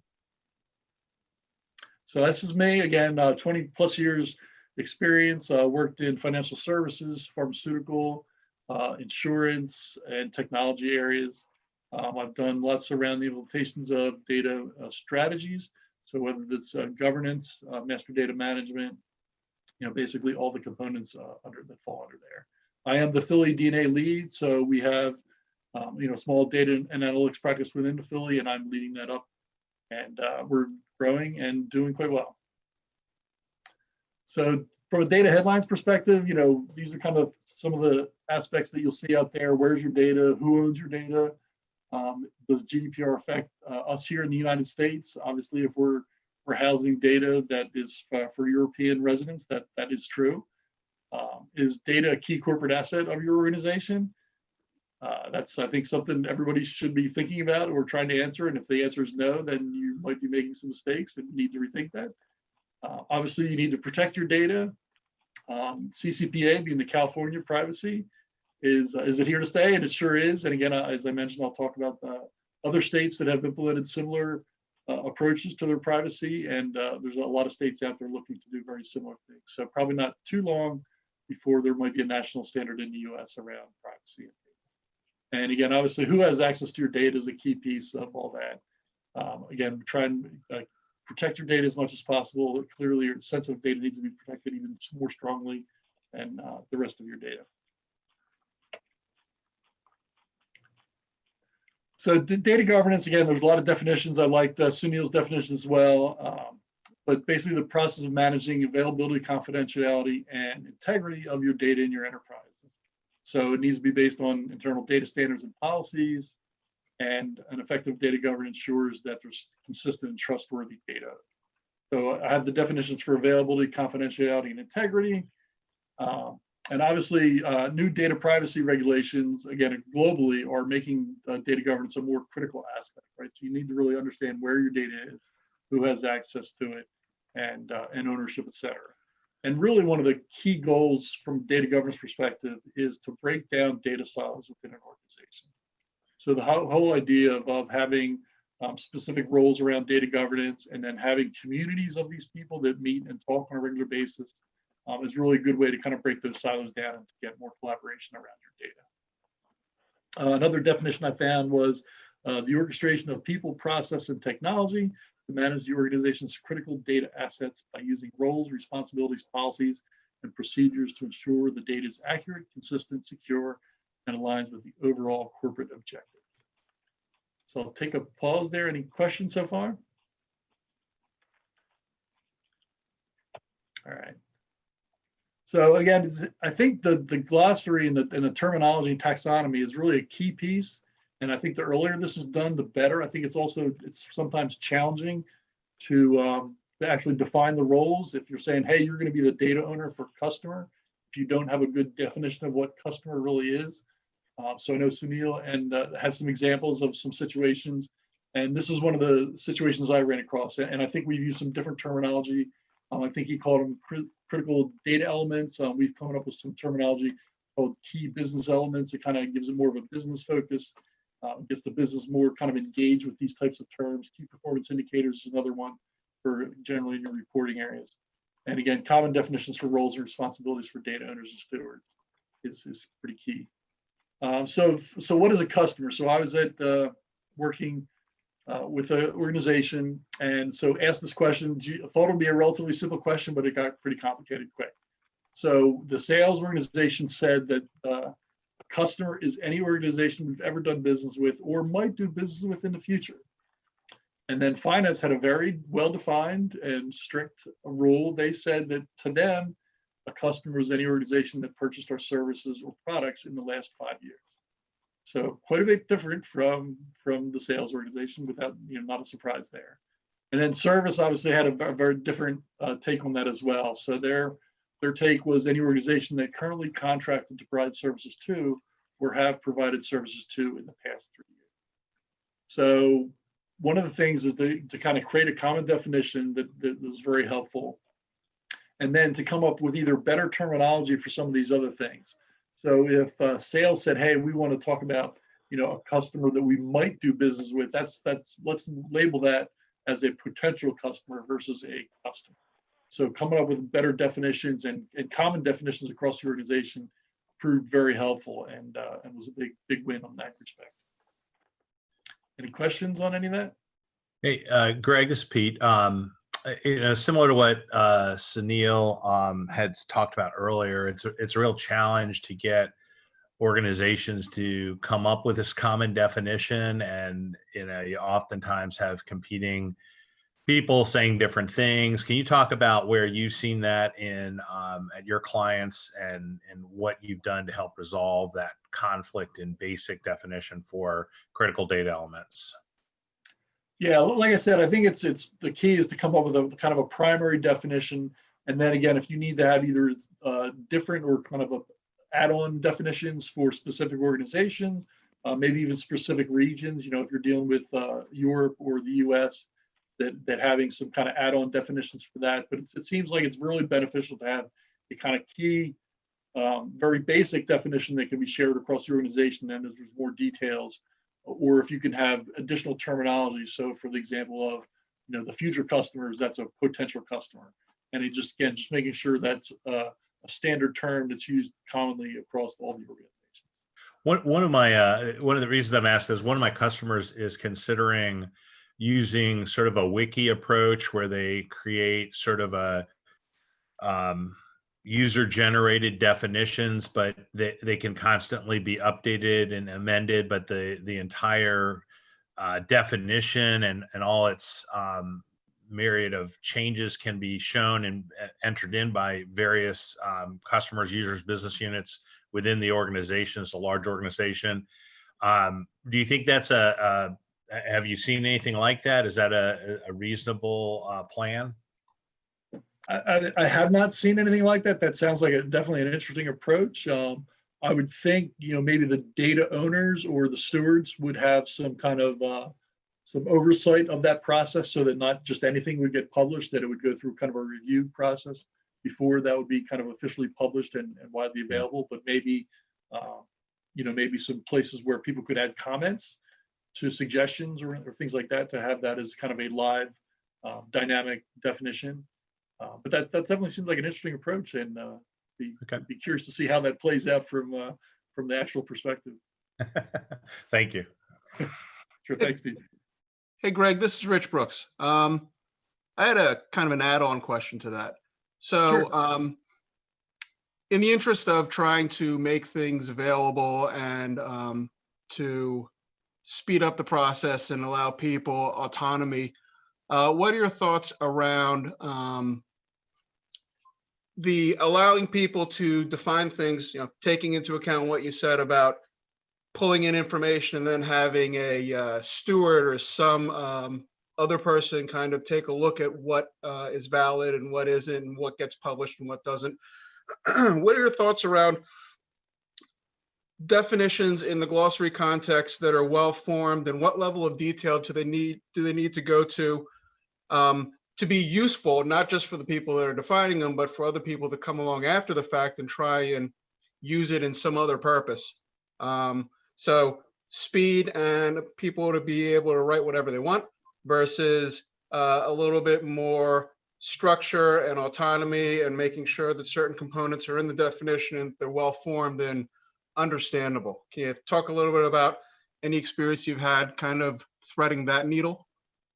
Yeah, again, I think it's going to be independent on each organization and the structures that are there. As we talk about kind of the data organization, I have a diagram of like your ideal organizational structure. So if you have a data governance committee to review things like that and make approvals of that, whether it's at the steward level or whether it gets rolled up to a higher level at the executive level, again, I think that's going to be specific to each organization as to how that's handled.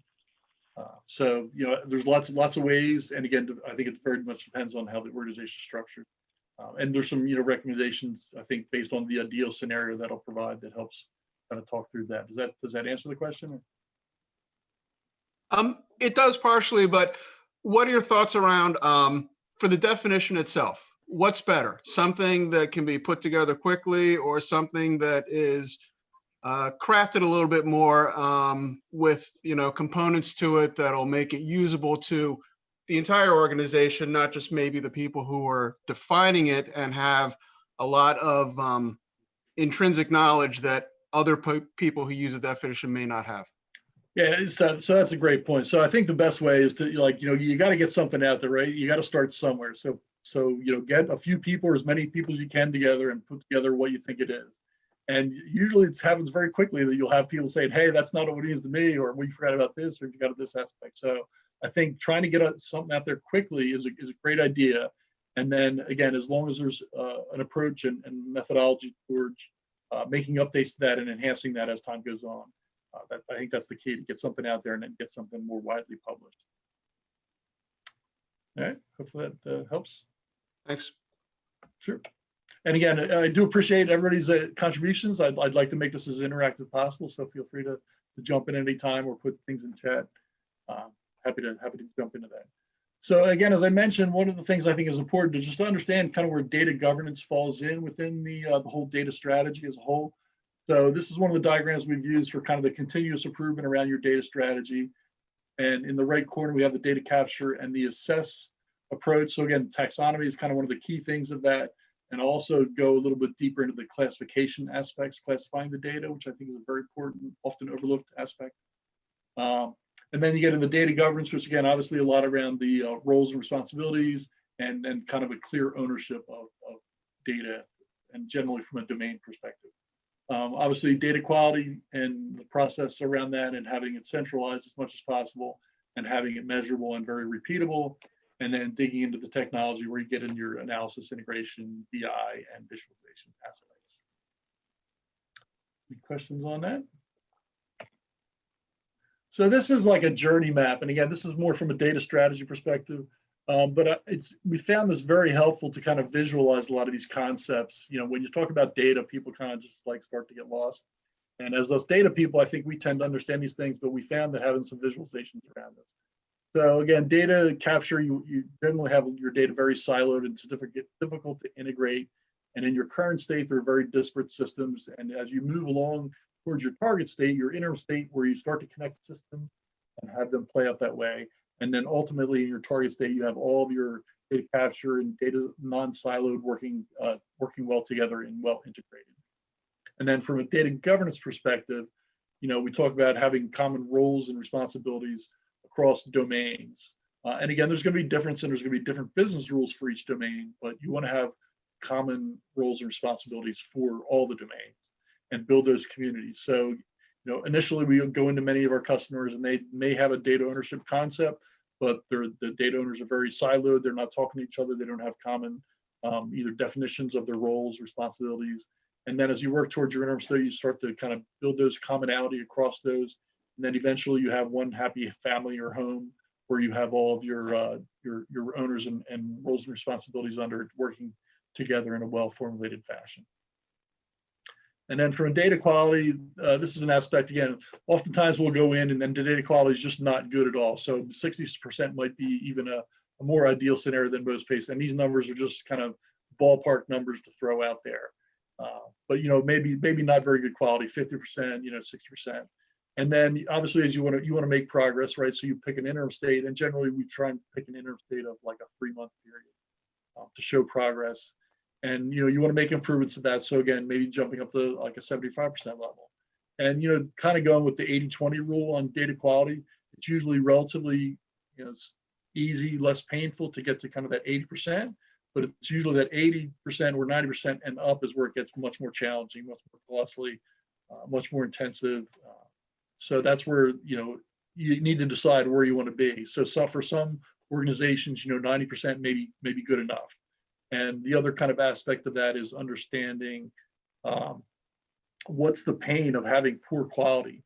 So if you can kind of quantify that pain, and this kind of ties a little bit into the monetization that Sunil mentioned, but more around like, if bad data comes in, so say a salesperson's entering in some information about a customer, if they took like an extra 10, maybe 30 seconds, like by maybe capturing the website of that customer or something like that, what's the downstream impact of that? If they entered it wrong, then maybe the financial team is doing reporting and they're saying, hey, this is a redundant customer.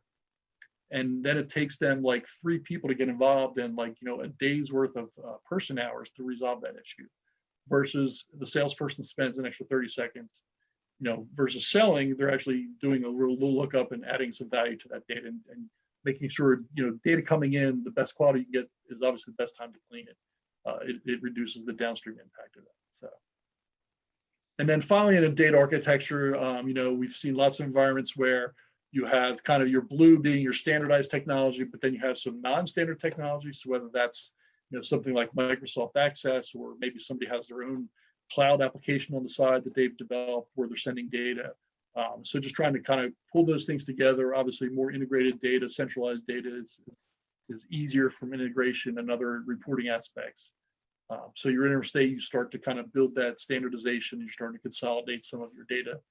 And then finally, the ideal state in your target world, you would have kind of one centralized repository, which may or may not be feasible, but that's kind of a nice goal to shoot for. Any questions on any of that?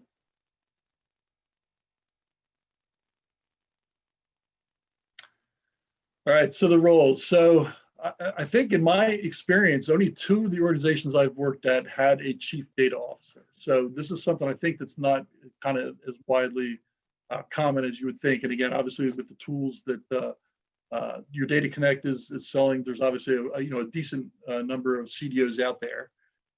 But again, there's I think tons of organizations that don't have those kind of roles. And again, that role is generally a senior executive who oversees the data governance program and has responsibilities for approval, funding, staffing, et cetera, and really kind of drives that. There's also generally a data governance council that approves data governance policies, access usage, procedures, et cetera. And then if there's any differences between business units, they would kind of help be the court that would kind of oversee those differences and come up with, resolve disputes basically. And then the data or information owner, and I'll kind of use those terms interchangeably, is generally somebody in the business that's at least at a managerial position who has some responsibility for the confidentiality, integrity, and availability of that data. They determine the classification, which I mentioned previously. We'll dig a little bit more into the classification of that. Many organizations have data classification, either policies or rules. So the key is to make sure that the information owner is aware of those and is clear and understands where their data fits into that and how their data is classified under those rules and policies. And then also managing risk to prevent improper disclosure or access to data is a key piece of that.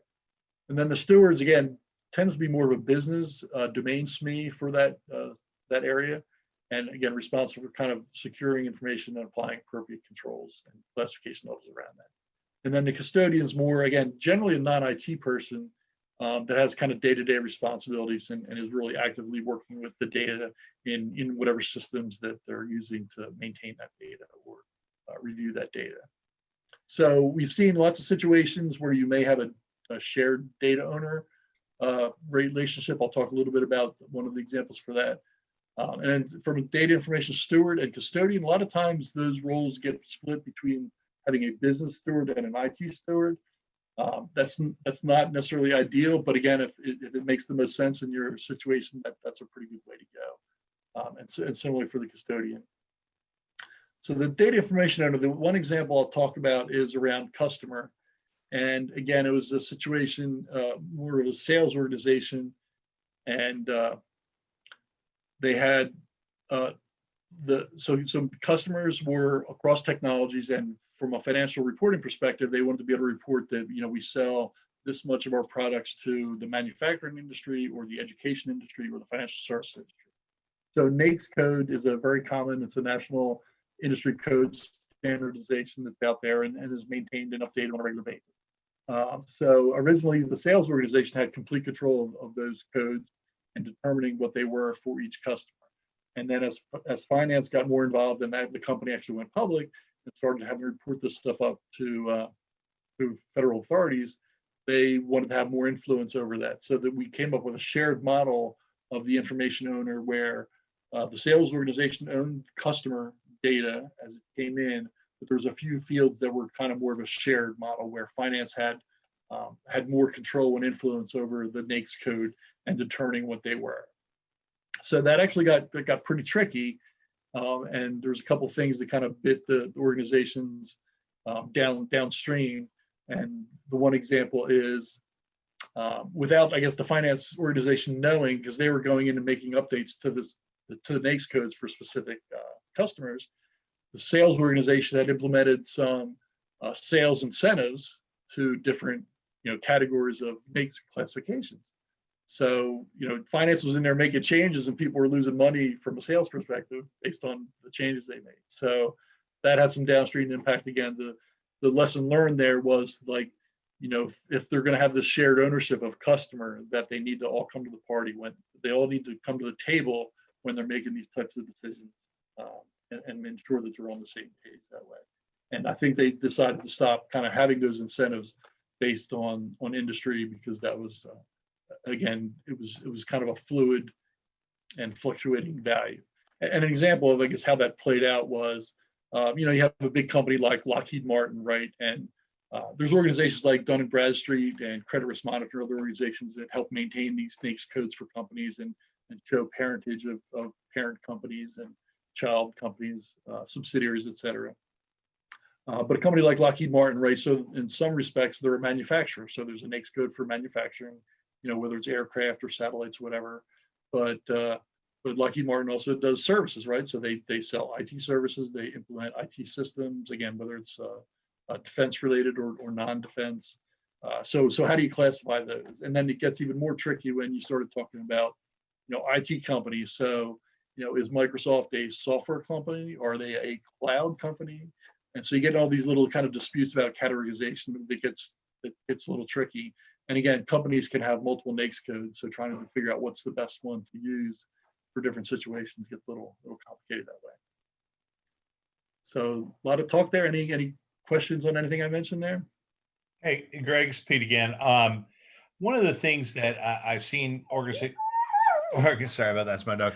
Organizations struggle with is the concept of data governance councils, and who typically would own the council meeting. What is the typical rhythm that you see in terms of how they meet once a month, once a quarter, or how often they meet, and who's responsible for the agenda of those meetings? Great question. Pete, and it sounds like your dog's pretty excited about data as well, huh? So this is kind of the organization structure that we've seen as far as, having a chief data officer and his, kind of executive committee for data governance. And, they generally meet on kind of a quarterly cadence, which I think makes sense. And then the Enterprise Data Governance Council, the DGC, as we mentioned previously, probably more at a monthly level.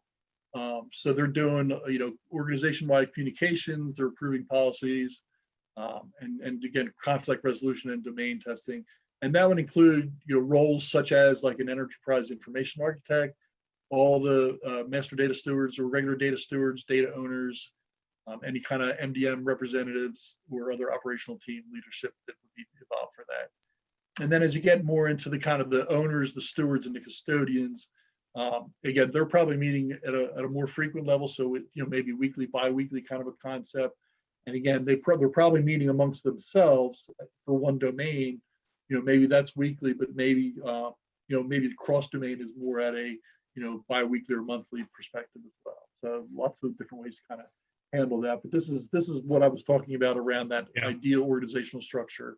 Love it. Again, I haven't seen this many places, but I know it does exist out there. Good stuff. Thank you. And my dog is excited about this stuff. Great.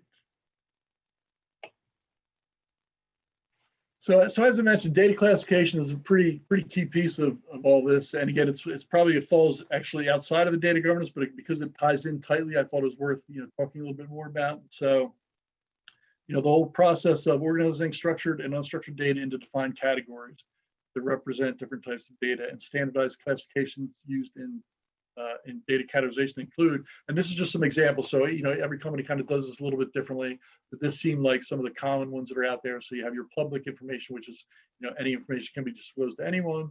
You have confidential, that's a little bit more, sensitive. It's not public, right? So it might be specific to your organization. And then there's sensitive data itself, so that has restrictions, specific people or groups or organizations. And then you have personal information. And again, there's lots of rules and legislation around PII, the personal identifiable information, as well as PHI, the personal health information. So that would be things like HIPAA, et cetera. The other piece I think that's important to mention, and I think it often gets overlooked, is, all this data classification also ties into your records management. So I've worked closely with record management teams in the past, and it seems to be often overlooked, but the whole classification generally ties into your retention schedules as well, and that's generally owned by a records management organization. So, obviously in pharma, and I know Sunil probably is familiar with some of this information, generally you have your retention schedules of, financial information needs to be kept for 7 years. You get into like product information in the pharmaceutical industry, and maybe that needs to be kept for 30+ years. And then you get more sensitive information like drug safety information, where there was an adverse reaction to a product, a drug. That information, at least in the organizations I've worked with, generally has a retention schedule of forever, which is a long time. And most existing data platforms or ways to keep it outside of paper don't last that long. So I thought an interesting time between data classification and the whole records management and records retention schedule. Any questions on any of that?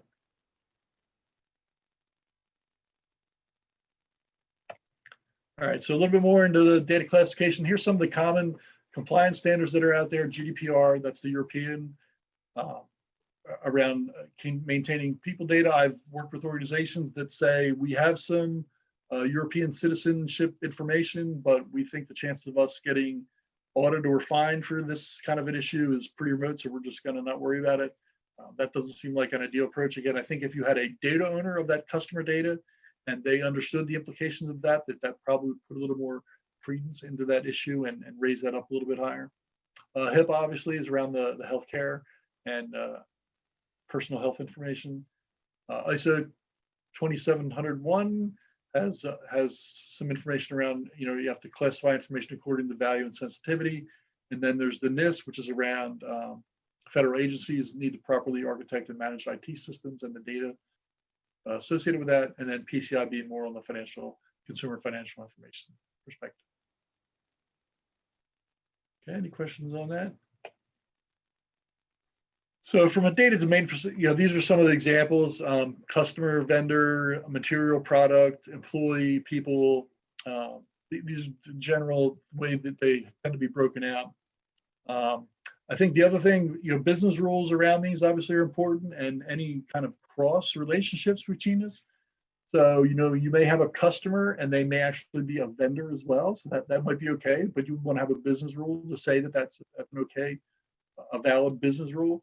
But then you may have something like an employee cannot be a vendor, right? That might be a conflict of interest if you're paying your employee to be an employee, and then they also maybe have a side business that's a vendor, of yours. So again, having that kind of those business rules are kind of a key piece, and getting the owners and stewards and others involved in that is a good thing to do, and make sure you identify those business rules as early as possible. Any questions on that? And I already talked about the shared ownership model. So here's kind of the data governance life cycle. And again, these aren't, the order listed is a good order, but again, you might want to make some tweaks. I've typically done the data governance scope is a key piece to start with. And then the accountability and the RACI is important, but I would also take the business concepts and glossary, maybe add that between that 1 and 2 stage as key pieces to be done in that order. And then obviously business rules are going to kind of go on and on. You'll probably develop those as time goes on. And obviously if you have any MDM or RDM, that's a key component to that. And measuring data quality and having scorecards and metrics and be able to repeat those and do those on a frequent basis. And then monitoring for compliance, obviously, and then basically the end result being that you have certified quality data as an end result. So this is a model we found that works pretty well and is pretty effective. And I think I already talked about data quality is very helpful if you can quantify the downstream impact of that bad data. So that's a key piece of that as well, to be able to understand the man hours, the person hours that it would take to resolve an issue should bad data come in. Okay, so now we'll touch a little bit about the maturity models. So again, CMMI has their model, DIMBOK has one as well. I'm probably more familiar with the CMMI model. And again, I won't touch on all the aspects of this. We're going to generally focus on the data governance pieces. But scale of 1 to 5. I think the important thing to note, and this is also a very challenging conversation with many customers, is to say that chances are you're very, very low in the scale, right? If you don't have a lot of the formality or the organizational structure to support that, chances are your maturity level is going to be very low. And some people don't like to hear that they have a low maturity level, but that's kind of the reality. And again, even your target state, you may never shoot to be a 5, right? Maybe you shoot to be a 3. If you're not in a very regulated or a regulated environment that you have to have strict controls around all your data, maybe 3 is good enough, or maybe even high 2s is all you want to get. So having those conversations, and I think I have these little arrows that say target state and current state, is kind of a good measure, and making sure people are clear that, hey, we're not shooting to be a 5, like we're shooting to be 3. We want to have definitions. We want to be a little bit proactive rather than reactive, and that's okay. So again, the higher you go, the more costly and organizational structures and rules and policies you'll have to get there. But often a very challenging road to get to that maturity level 5. Any questions on that? Great. So again, focusing on the data governance aspect, I call this the spider web diagram. Generally you have the dotted lines in the center, in that 3 area is kind of your target state. That's where you're shooting to be. And then you identify where you actually are in the red is the current state, maturity state for each of the different components. So whether it's the business glossary, the communications, governance management, risk management, metadata management, and change management. So you can measure each one of those, and each one of those gets a score. And for this situation, I think the average score turns out to be a 1.1. So just helpful to have this, obviously capturing this assessment at the early stages, and then again, you want to do this in the future, 3 months, 6 months, a year down the road, and show progress, right? That's kind of the key goal here, is to show progress. So this is one of the ones we've used, again, following the CMMI model, works out pretty well. And then from the data strategy perspective with DMBOK, version 2 has the kind of two wheels concept. So you have the data governance on the left with your 11 management knowledge areas. And then from a goals and principles, you have your 7 environment elements. And they too have a very similar 1 through 5 scaling on how you would rate the maturity model on different components for that as well. And then this is one actually I wasn't familiar with, so I started putting together this presentation, but there's a DCAM assessment model, and I believe this was primarily originally developed for financial institutions. But there's a lot of talk and chat on the internet that this is kind of generic and it actually would fit in other industries quite as well. And this is sponsored by the edmcouncil.org if anyone wants to find more information about DCAM. But again, a lot of very common components. I think it's not a lot different from what we've seen in the other 2 models we've shown. And then they have their own scoring mechanism, and they actually use more of a 0 to 5, so that's a little bit different. But there's a lot of organizations I've seen that I would rate as a 0, but the other models start at 1 and go to 5, so that's okay as well. So, any questions on that? All right. So that kind of wraps it up. And I'll ask another pause for additional questions. I do have a couple other slides that I'll just touch on briefly before we wrap it up completely. But any other questions or anything that's prompted some questions as I've gone along? I have a quick question. So I will say a lot of companies probably or organizations try to implement data governance programs. What I find I struggle in some of the places is sometimes they will say yes, but then when it comes down to actually having sponsorships, a little bit more difficult. I'm not sure if it's sometimes better to have somebody external come in and then do the roadmap opposed to have somebody internally doing it. Even though the people internally do have the insight, sometimes hearing it from somebody outside has more weight. Yeah, I would definitely agree with that. Although the key is if you don't have either the sponsorship or the representative within the organization, and again, the higher level you have that at, the better. Even if that external person comes in and is able to kind of build that cohesiveness and agreement on things, if that person leaves after the end of the assignment and there's no other advocates within the organization, chances are that's going to flounder and die. So you really need to build that. And if your external person coming in can help build that within your organization as well, that's obviously key and will help you be much more successful in that endeavor. Great question. But thank you. Yep. Sure. So the couple pieces I'll throw in here was, again, this is kind of our journey overview of how we approach our data transformations. So again, we start out with an assessment, we do some analysis on the different categories, we come up with recommendations, and then we do an implementation. And then there's a few slides with just a little bit more detail on how to do that. Probably the one thing as far as like picking a project, you don't want to pick like your most critical data set, your most challenging data set first. Start with something easy. Maybe customers pretty complicated. Maybe we want to start with people or employees first. That in theory should be a little bit easy, but again, even that gets complicated quickly when you have employees, and then you have consultants, contractors, and how does that fit? And are they all in your HR system or are they not? So again, just try and pick one of the more simpler ones. Try and get 2-3 months, get some quick wins, get some experience under your belt, and that'll help you in your journey to do your more complex and more corporate strategic ones as well. And again, this is just the additional steps that we would follow as part of that journey. And then this is one I realize this is an eye chart. I do have a link here, and iapp.org is where I found this information. And again, this is specific more to the privacy. Let me try and zoom in on that a little bit better, just so you can get a little closer look. So this is this organization, I guess, tracks all the privacy laws and legislation that's kind of in progress. So anything in this red column is legislation that's passed. So California, obviously with the CCPA, has been passed. Maine and Nevada have also passed legislation. I'll go down a little further. So the columns here are, it's legislation being reviewed, it's in committee, et cetera.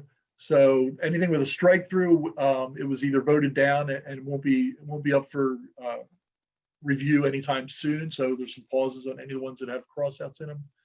But you can see that there's a lot of states where they're in committee. This blue column here is lots of states that are looking at doing similar data privacy related activities. So just thought this was kind of an important thing. Again, it does tie into the data governance and the ownership aspects. If people realize these things are coming, I think it's going to help incentivize organizations to get their data in order and to have data ownership and classification and all the other things that help make these processes and being able to handle these legislative initiatives coming through much better. So that's all I had. Any other questions or comments? So there was a comment. Can you paste the URL into the chat? Sure, sure.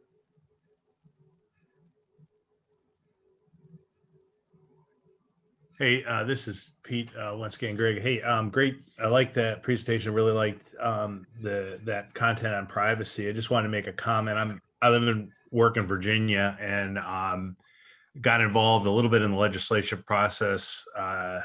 End of last year, early this year, when Virginia was thinking about CCPA-like law to change the privacy laws.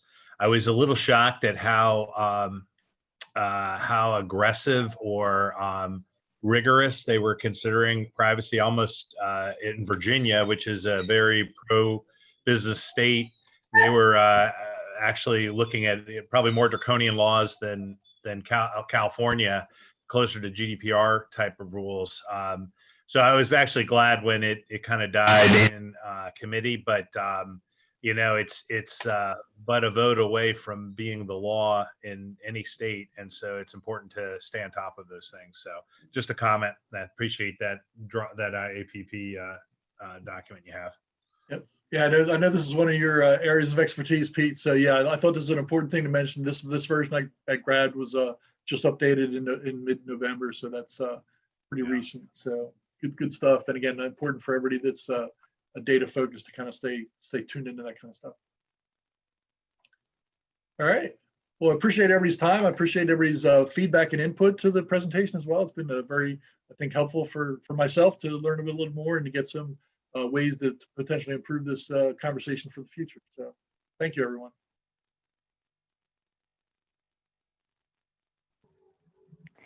Well, thank you. This was an awesome presentation. I want to make sure that everybody understand that it takes a lot of work for speakers to get the presentation material ready, the discussion that we have going back and forth to ensure that the community has great information. So many thanks for this wonderful presentation that all our speakers had. So thank you so much. I appreciate all the hard work you guys have put in and share the knowledge with this community. I'm sure the team is really impressed with the information received and will follow through with any questions that they have.